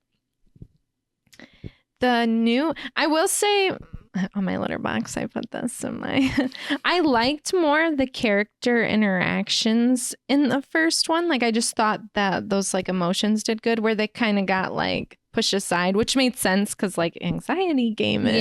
One other thing I want to say, Mindy Kaling and Bill Hader did not reprise their roles. I knew this because I was listening to The Town, and they were talking about this, and they were like, and I feel the same way when it's an animated movie, and especially a sequel. Yeah. Do you really need to spend the money on a big name anymore? Right. Like you already have the people sucked in. Right. And if you've got Amy Poehler, like she can carry it. One you need, and then you have like these new people. Yeah, because I looked up why they weren't in it, and it was like a money thing. Yeah. But I honestly don't think you could really even tell. Yeah. Like Fear, you couldn't tell at all. You could tell a little bit with Disgust, but the new girl did so good that it doesn't matter in the long like a run. Kid wouldn't notice that. But I was glad that Phyllis came back for Sadness, because no one else could do that. I know her voice is so perfect, like just so perfect. And I don't even know what else she's doing these days. Why would she not do it? Like I was like, oh my gosh. But Maya Hawke did so good as the anxiety, and that the way they portrayed anxiety, and then, well, they had the new ones. They had embarrassment, envy, and I can't remember what they used for the word, but it was basically like that, like boredom or like angsty teen, you know, like, I'm too cool for this. So they had those emotions, but there was a part with the anxiety where Joy, it was like, you know, like the whole thing, like anxiety just is like, all right, we're gonna put you in a jar and we're gonna basically like what's that word, suppress your emotions so you guys are out of here. I got things under control. And I'm like, that was such a cool concept. Like they literally physically put them in a jar and sent them away. But anyway, so they're like gone and they're trying to like get the core part of who Riley is. And the anxiety goes down and she's like messing with it. So it's like all zigzaggy and orangey. So they're trying to retrieve that. We're like, no. And like the original was like, I'm a good person. Yeah. And then the new one is like, I could be better. So anyway, there's a part where Joy is like, because they're trying to get back and they can't, and she goes just like, maybe that's what happens when you get older, you start to feel less joy. Isn't that what we talk about? I was like, oh my gosh. I mean, I definitely teared up a couple times in this movie just because it was like just the you know, she was like a teenager or like 8th grade going into high school. And the whole thing is like her she's like on this 3-day camp thing for hockey. So she's like basically screwing it up because of the anxiety and everything. And it was just so freaking cute. Like they portrayed it so well. And then when she starts having like an anxiety attack, and it's like anxiety's freaking like freaking out, and then Joy gets up to her, she's like, she's going so fast that she's not moving. And she's like, it's okay, you gotta let her go, you know. Aww. You gotta let her do her own thing. And then there's this part too where they're like, Riley's so wonderful, she gets good grades. And it was just so freaking sweet the way it was like all the little emotions. But then it also did the other side with Joy, because Joy will be like, that made us sad, why don't we just get rid of that for now? So it's like they all had to like, it is good to have together. A little anxiety. It is good to. And then they like work on their anxiety. She's like, okay, anxiety, why don't you go sit in your chair? Like that's at the end. But it was so relevant to adults. I know. Like this one was good too. Like I said, the only critique I had is like the chemistry wasn't there, but that makes sense. Right, because, with the plot and everything. Yeah.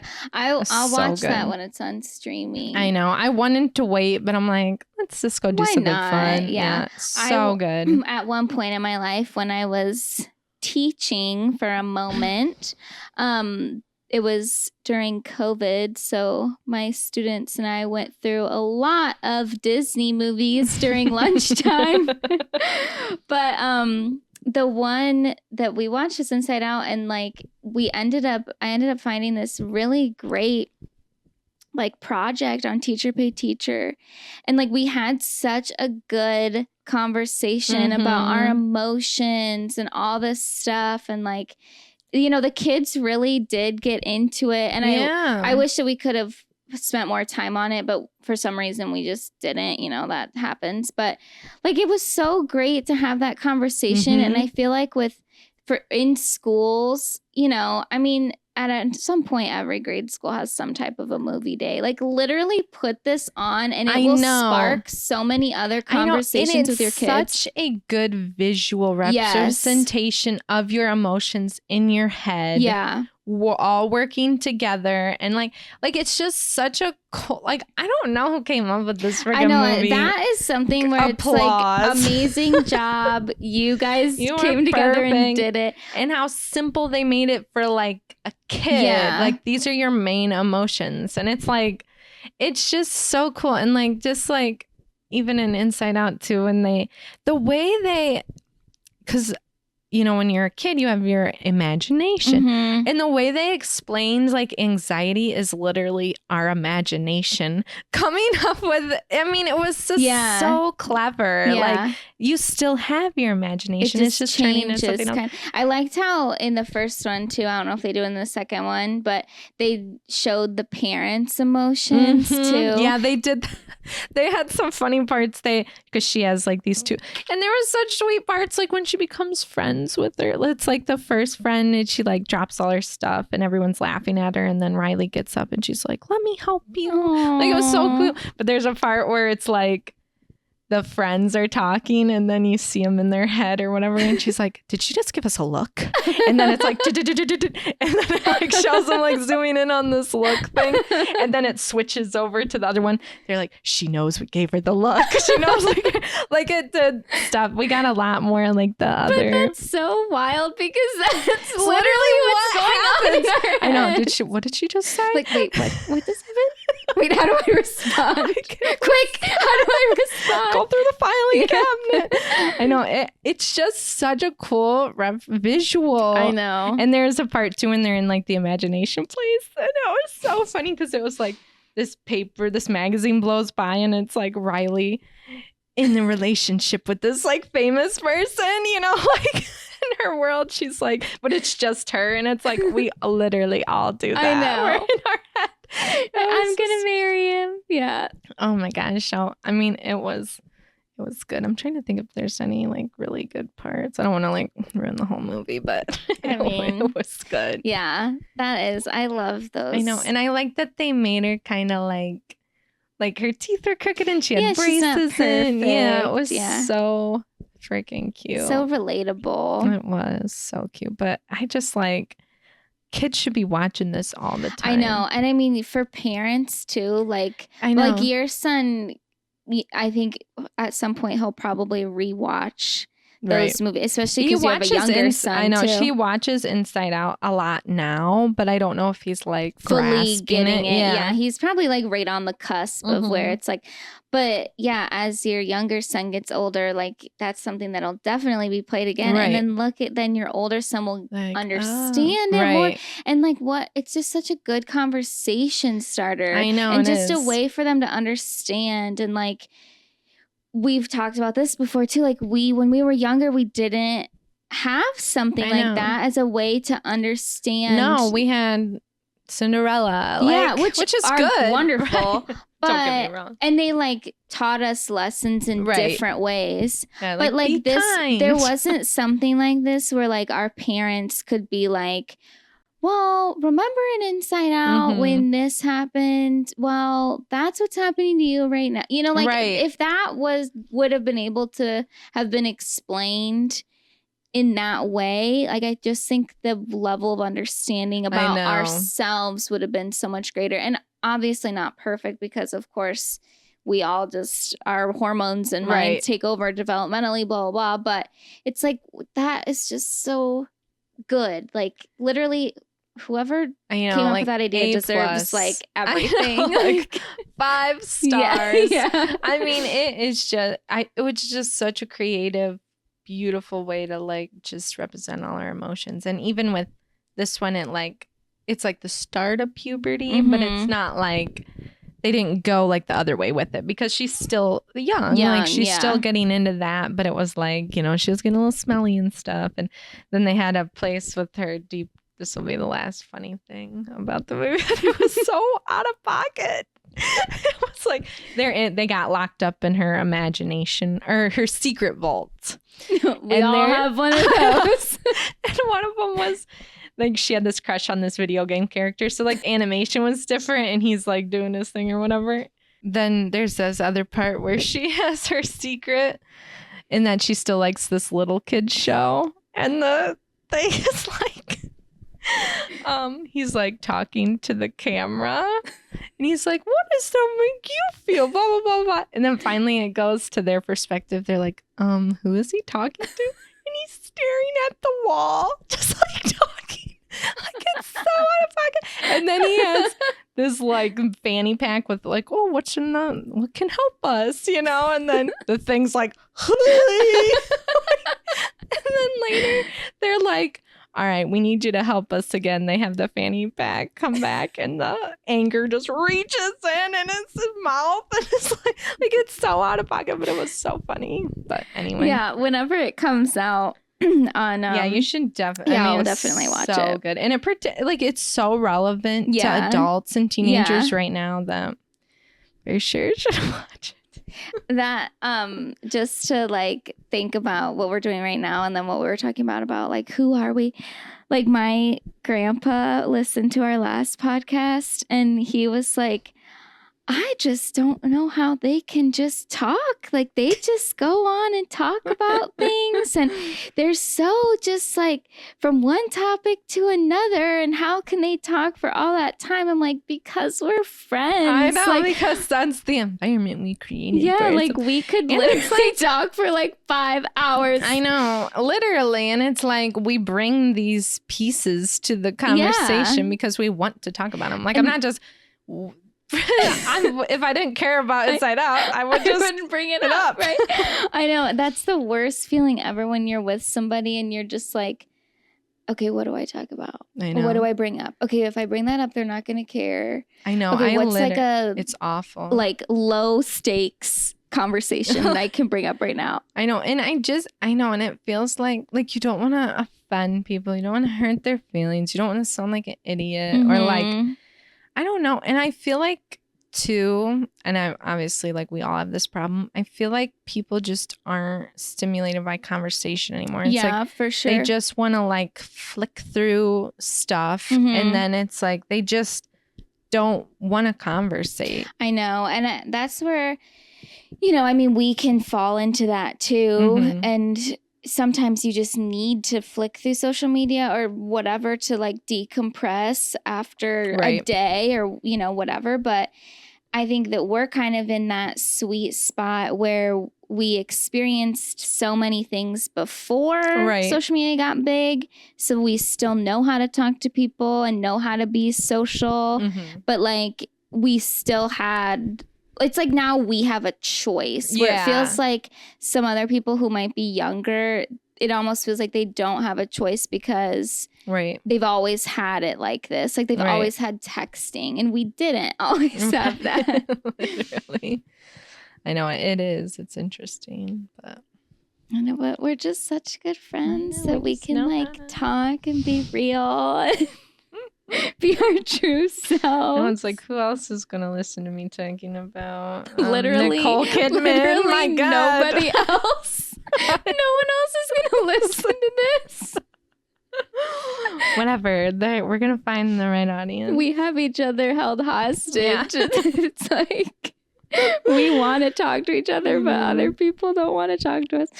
The last thing I wanted to say was just I saw this video of Bethany Frankel.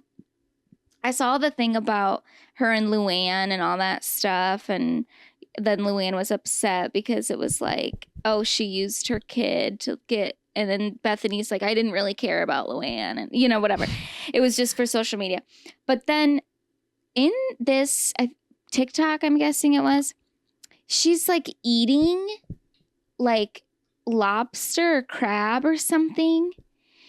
And I was just like, first of all, the only person that I want to watch eat and talk to me is Trisha Paytas. Literally. So don't even, like, when her you smacking did it, noises are the only ones I can handle. Like, when she does it, I'm so engaged. I'm like, love you. This is great. And she also does it in such like a classy way. I know. But the way Bethany was doing it, it was like vile. Like I couldn't watch it. And then I'm just like, she has a very harsh voice. Well, too. yeah. How did she get here? That's what I just She is can't literally understand. throwing spaghetti. Or what do they say? She's throwing the spaghetti or at noodles, the wall to pasta see if at the it wall, sticks. and she is just. It's like she will try it all. I know, and like I said, when I saw an old Roni clip, and I'm like, damn, like Bethany was always kind of abrasive, but like I liked her during those years, and then it's like the wheels just started to come off, and now we've got one wheel and we're bumping along. You know, I think we've talked about this before. It's so weird to me, like people that should be relevant are not relevant at all. Yeah. To like the younger crew, and you'll like see their TikTok and you're like, oh, it only has 500 views. I know, and you're it's embarrassed. Like I know, you're like, that doesn't make sense to me. I know. But with her, when she's making this type of content, and then, you know, the whole Chanel gate thing that happened whenever a month or so ago. Right, I can't figure out, like, is she trolling, I or don't know. is she dead serious and expects things to turn a different direction? And then when people don't like bandwagon with her, she like, it just reminds me of like, only on like steroids, of Demi Lovato being like, I went into the ice cream shop and they had sugar. Like, she thought everybody was gonna be on her side. Like, that's what it reminds me of every time. It's so like, no, painful. Yeah. Like that flopped so hard. Like, everybody was like, are you kidding me? People are diabetic. You're not the only person that People exists. literally need sugar-free stuff. Just because it triggered you. And it didn't trigger her. No, Let's be she's real. Like, are you it kidding? didn't. I know. I can just see her being like, oh my gosh, I'm like, doing if you, something I know, here. like, they really felt, and that's like Bethany Every other day. Yeah, I know. The food thing was just so gross to me. Like, I couldn't even, I'm like, No, I don't think everybody can do that. Like, no. Like, no. I like it. Literally, the only person that I want to see eat like that in front of me is Trisha. That's it. And we've talked about Trisha Paytas before, but just since we're on the topic of her, I am so baffled because I remember being in college and my like one friend at the time kind of introduced me to her. It was like a blonde she was sun. such a joke. I know, she was the blonde sun doll or something was like her username, and then she'd cry on the floor. When because I just feel like she's just been in the zeitgeist for so long, but when she did the podcast with H3 Frenemies, like they would do it every week. I mean, I would just freaking salivate for her. Like, she was so funny. Yeah. And that, you know, didn't end up working out. Right. That ended poorly. Very badly. I mean, but like, and now she's like on top of the freaking world. I know. And when she was making those ASMR videos, I mean, those were so good. And she just like like, it's so fun. I know. Like, she dresses up. She's met her husband. Like, today she was cosplaying as Brooke Schofield. I love that. She's like, is it weird to cosplay as a real person? I know, as my literal friend. It's just so, like, I just love it. And she just like gets her hair and makeup I know, and she's done, just she's so real though, because then the next one will be like her literally just woken up. Like, honestly, I mean, she looks like crap, even though she still looks beautiful. Right. But, you know, it's not something that most people would get on show. There. Yeah. And she's just there with her baby, and she's like, I just never would imagine my life would be where it is now. It's like, wow. I know. Wow. And she has the internet figured out. Like, not that many people. She always had it. I know. Honestly. Like, she just is everything. She was always in the right place at the right time. Like, she is going to be on it until she's like 80. I know. I mean, I'm obsessed with her. Like, she just, and like, I feel bad thinking back now, where we'd be like, oh my God, she's so embarrassing. Like, look at her. Like, I feel bad for her. And she's saying, I'm a chicken nugget. That's like her gender. When she's dressed up as Zac Efron in High School Musical and doing the whole dance at the same location. I mean, she commits like no other. She literally does. Amazing. And I don't even know where she gets all the props. Like, I would love and they're always accurate. I know, it's crazy. And the freaking drive-through that her husband made her, and then the saloon. I'm obsessed with when her husband will do stuff with her. I know, it's like he does his best. There's a language barrier. Like, I know, that's what I'm saying. It's like that language barrier, but he always tries. It's always so I mean, I'm not to get on a thing, but I am sad that like Ela and Ethan and all them, since they're like our kids or cousins, you know, it's like just kind of sad that hopefully one day they'll be able to work it out. But and it seems like the issue seems to be more like between the brother and sister, from my understandings. Anyway, but yeah, she just. She's just so... And like Malibu Barbies. I know, like, are you freaking kidding me? And then Elvis. Like what? It just is. Like, I know. But like, that's what I expect. And like, I love it. Like she... And she's like not cringy anymore. Like she can have a, you know, portrait of herself or like everything, a bedazzled... Yeah, did you see that hot in her Cheetos kitchen? bag? Yeah, it's like... And it's not cringe. Like, it just is so amazing. I know. It's so Trish. I know. Which is the name of her podcast. I think it's Just Trish. Just Trish. Sometimes I listen to it. But I just love when she's on the canceled podcast. I love when she has Tana on her podcast and Brooke on her podcast. I know. She's just so... But she's also so relatable because when she'll post her TikTok, she's like... Well, have lunch with me. Like I usually do the podcast when Malibu's down for a nap. And I'm so lucky because I can just go downstairs and record it. It's like she's so grateful. Like she always just I'm so grateful for this life. And I know. Like it's just so beautiful. Like that is the kind of stuff with celebrity and pop culture that I love to see. Like somebody who, I mean, essentially came from nothing. Right. And was a laughing is she stock. From Illinois or Indiana? I'm not sure. Midwest somewhere, but I don't know where. Yeah, essentially was like the laughing stock of the internet. And most people would have quit. I want to give it up. She never did. She leaned in. Yeah. Or when she knew. When she had the multiple personalities.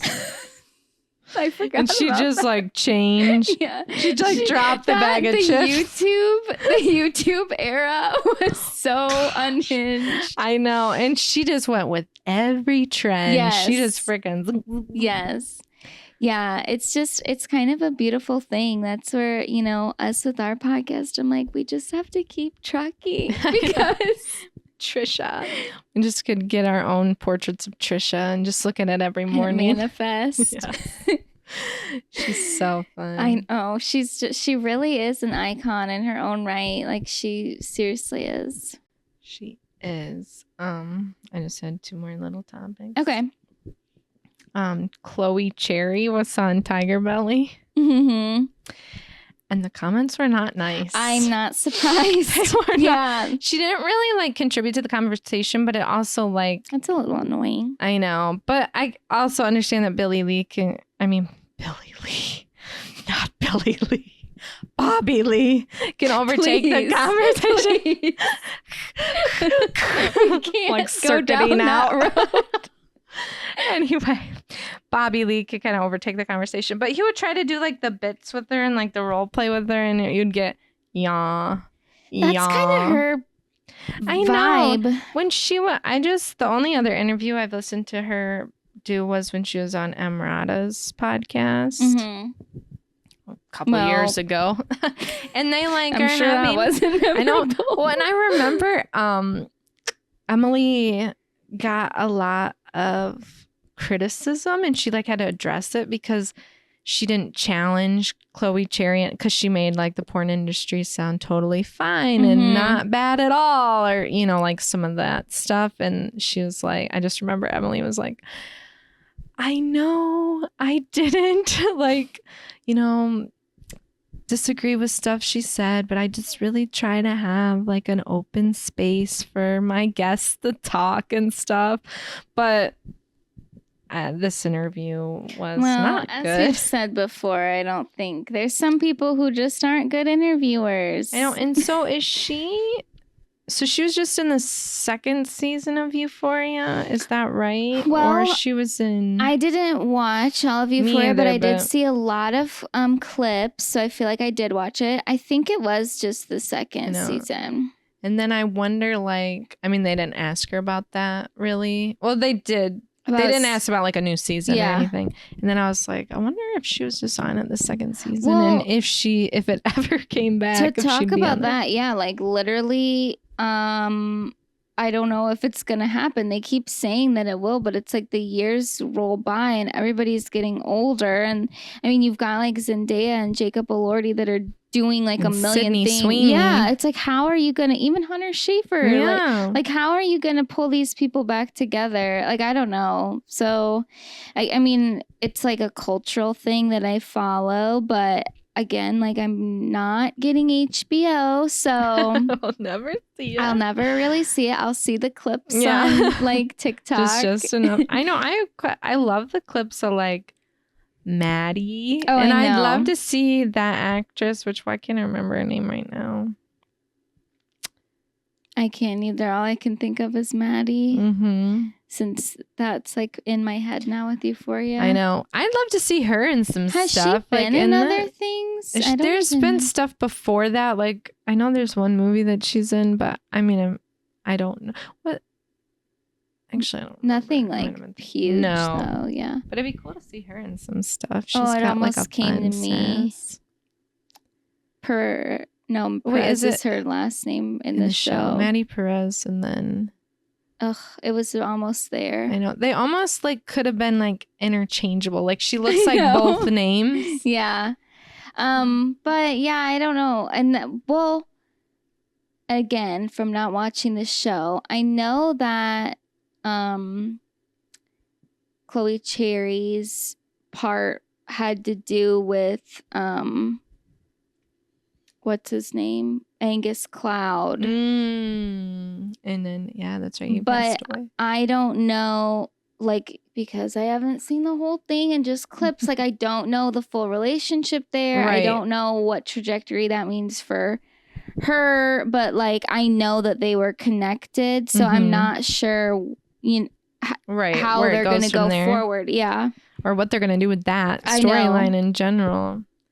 So... But I was just like, where'd she come? I forgot about her. Well, I feel like she's had it hard, though, because people have, even before this interview, people have been really relentless regarding her lips specifically. Yeah.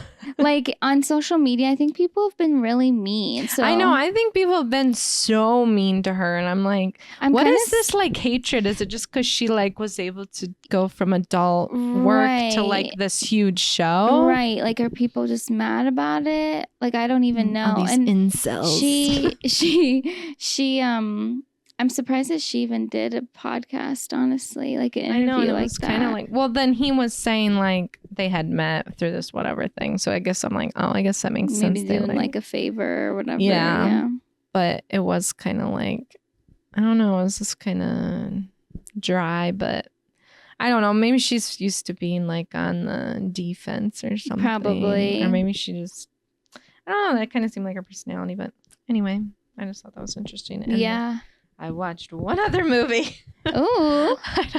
I watched Bodies with Pete Davidson. Okay. Well, since I was able to get the Showtime or Paramount Plus Showtime add-on for a week free trial on my Hulu, that was the next movie that came up for me to watch. I didn't watch it, obviously, but is it worth it? No. Okay. It started out promising, and then because I didn't know, I thought it was a horror movie about like kids in a mansion, and then, like somebody ends up dead. But as it started, I'm like, wait, what is this about? Because it wasn't like going that way at all, but yeah, it was like a horror movie or whatever. And it's basically like they go there for like a hurricane party, but there's kind of like they're mad at the one girl and didn't expect her because she's like an addict and like kind of crappy. But then it just seems like they're all a bunch of rich kids that are kind of crappy. And then finally somebody gets like, I mean, there was like some funny parts, but not enough to sustain the movie. But I will say, I know a lot of people didn't like the ending. I thought it was funny. Like, just the way it all turned out. I was like, oh my gosh. And I personally didn't see it coming until like right about when it was about to happen. That was, I think that's the first thing besides like SNL that I've seen Pete Davidson act in, because I didn't watch The King of Staten Island. Me either. And wasn't there something else he did? Yeah, there was one other one that came out around that same time. I didn't see you know, either. and he like did a good job as like this douchey like rich guy. I just feel like Pete Davidson is always gonna be Pete Davidson. I know, or it's like you can't really give him like. Again, I haven't watched anything else. Yeah. But he did like fine. Like, can I do spoiler? Yeah. Spoiler. He's the first to die, which like made sense because he was probably the most expensive. Like, let's kill him off. We only need Pete on the shoot for 3 days. Literally. And he wait, you just want me to spoil the whole thing? Yeah. If you say it's not worth watching, I won't bother. So basically he gets in a fight with his girlfriend, which was that Chase girl. Remember they dated in real life? I forgot about that. I'm like, oh. But that was his girlfriend in the thing. So he like leaves. And anyway, he gets like throat slit and everything. And everyone's like, who did this? And the one girl had like an older boyfriend. They're like, it had to have been him. You know, we don't know him and stuff. And then it like, you know, finally death starts happening and all this stuff and blah, blah, blah, blah, blah. Well, it turns out Pete Davidson. It's just kind of funny. He, in the beginning, he's like competing with like the new older boyfriend, and the guy like takes this big sword and like opens up the champagne bottle. Like, well, then you see at the end, you know, after everything's gone down, everyone's dead except for these two girls. They're like, pick up his phone and they're like, okay, I guess we should like open it. They open it like with his passed away face. Yeah. The older boyfriend or Pete Davidson? Pete Davidson. Okay. And it pulls up and it's like a draft of a TikTok of him trying to cut the champagne bottle with the giant sword. And he like goes like this and cuts his own throat. He killed himself. And it made everybody else die. Like the whole time they think there's this killer, but everyone's having like these fluke accidents that look like. So I thought that was kind of funny. Yeah. But the whole movie itself was kind of like I think it was fun. And then they had a lot of like Gen Z commentary that was fun. And there was a part where the one girl, when they first come, she's like, I've been listening to your podcast. I love it. And then they go later on and they're all like fighting, like the ones that are left, because it's just like getting out of control. Yeah. She goes, well, you know, Jordan doesn't like your podcast and she listens to it. And then the other girl, the girl with the podcast, I can't remember her name. She's like, having a podcast, it's a lot of work.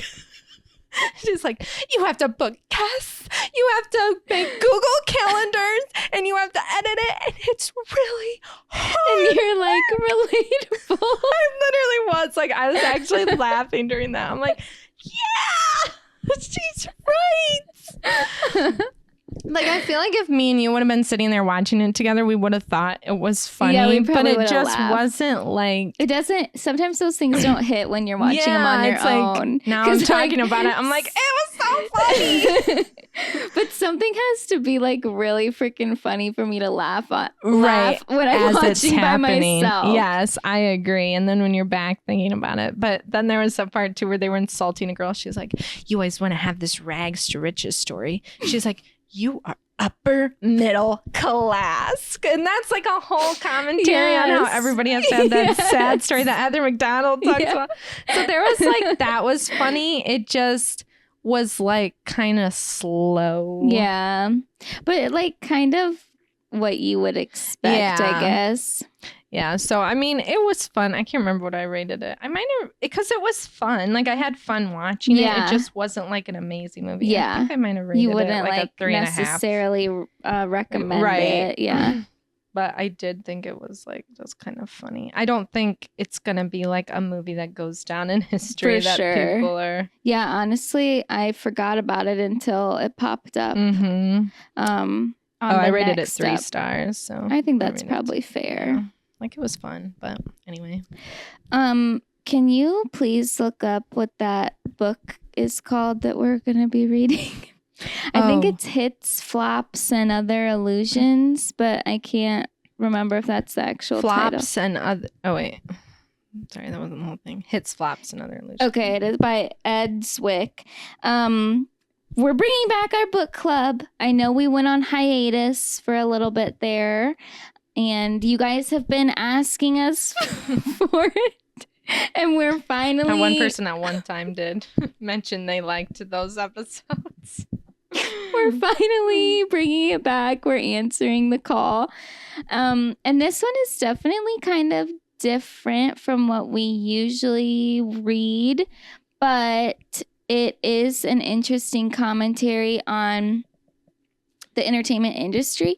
And I started it because I could get it immediately from my library.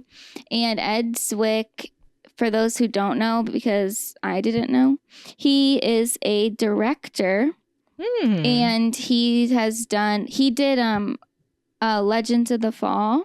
I was literally just on a huge thing about that movie with my husband the other day. Yeah. I freaking love that movie. Me too. It's one of those movies that is too sad, so you have to like be in the mood. Legends of the Fall and a river runs through it. Those are two. Oh, those are so good. I was literally on a rant about that. Not a rant, but like a praise. Yeah. So he did that, and then other movies and stuff. But anyway, it's interesting so far. I am listening to it on 1.25 speed because I feel like his voice is a little slow. I know. I usually have I'm like, I can't imagine how slow this would be if I didn't have it. I know, right? Sped up a bit. And from me starting to listen to it when he's talking about like kind of the beginnings of his career, like I wish that I had... You've got to be freaking kidding me. Fireworks are going off, guys. It is the 10th of July. That is 6 days later. This is ridiculous. The dogs are going to start Wednesday, shaking. Yeah.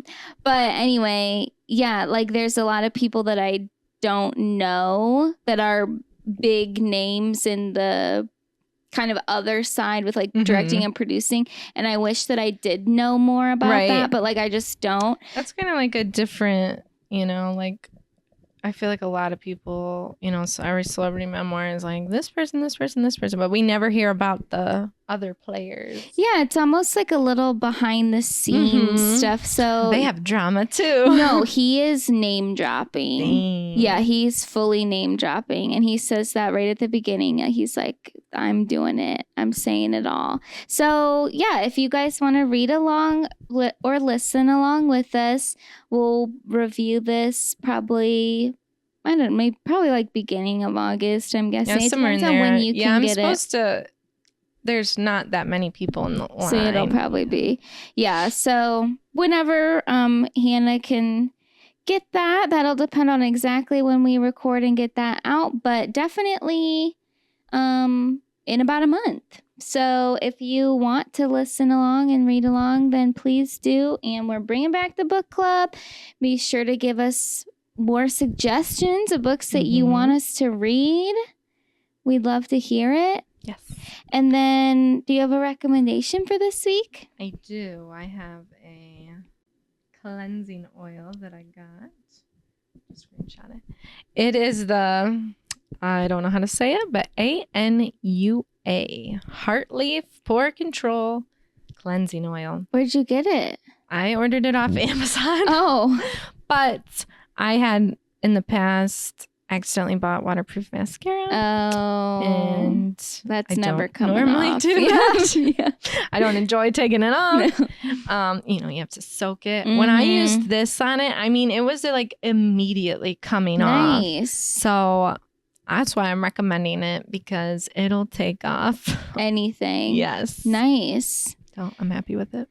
I'm going to recommend this TikToker that I found that keeps coming up. I don't know exactly how his last name is, but it's Jordan. It looks like McMeans, but I don't know if that's how you say his last name. But he is a law student, and he's studying for the bar, and he does TikTok questions from his study. Yeah, and it's so funny because he'll read it in like a dramatic way, and then he'll be like, well, I think it's this, or like right away before I even look at the answers, I'm gonna say that it's, and he'll like go into it, but he's like so like fun and charismatic. And then so many of the comments are, and then he'll like give his answer, and then he'll show if it's right or whatever.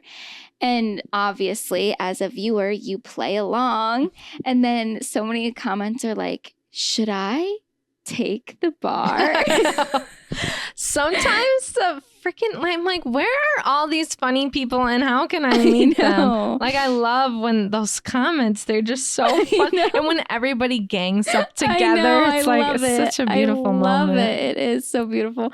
But yeah, I'm sure if you scroll through, he'll pop up. Like, it's funny. The way he'll read stuff is funny. And he makes you want to study law. And if I ever get into legal trouble, I'd want him to be my lawyer. I know, it's like that. See, where can we meet those people too that are just fun and like having a good he time? He probably in reality isn't that fun since he's studying for the bar. Hey, we need that Gen Z coming in and being our doctors, lawyers, and pharmacists. He probably is a little tied up right now, but in like a couple years, he'll be good to go. And we can hang out. No, it's just like, it's fun when they have like personalities. Those are just the kind of things that like TikTok is so fun for. I know, and because there'll be a lot of like dryness on there, but when you come across like this, it's just like these are real people, and this is so fun. And there was this one, and it was like a thirst trap thing, and it was like, oh yeah, I watch the news, and then the person's like, this is for an extremely niche audience. And it's all these thirst trap pictures of David Muir, like the hot news guy. I don't even know what broadcast network he's on, but I'm like, oh my God, you're like, so right. And it's just so funny. And then the comments were like, oh my God, like you went out on a limb on this one, and like you found your audience. Like it was so funny.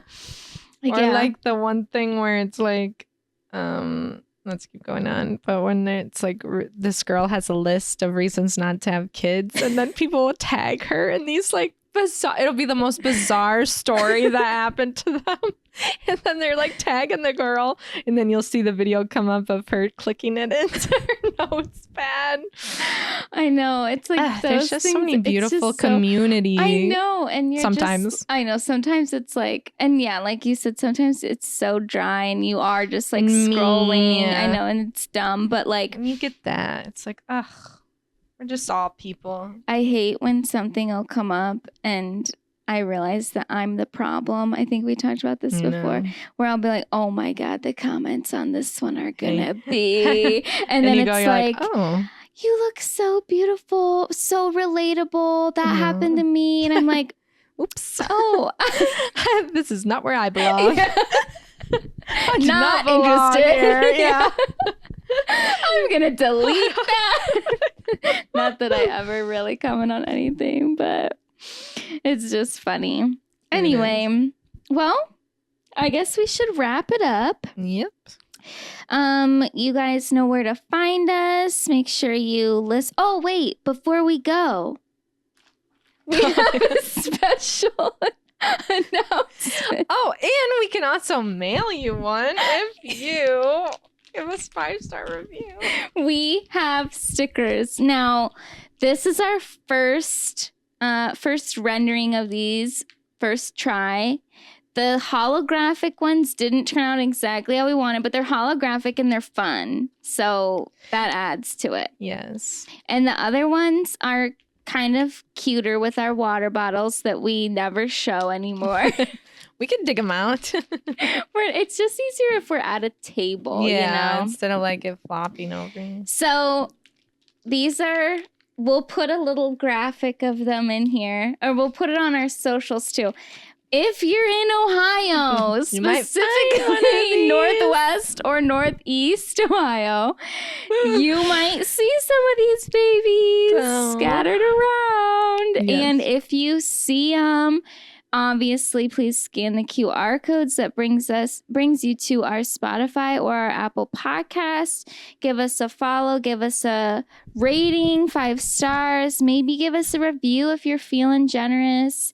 And yeah, if anyone wants any stickers, you know, we Let us know. can mail some of these out. Message us. It'll fit in a little envelope. It'll only cost us postage. So yeah. But anyway, that was just exciting. Yes. As the dog. Good thing I kept them in the packages. Those fireworks. I know, she's so scared. It's happening all over again. All right, well, thank you guys so much for listening, and we will see you next week. Bye.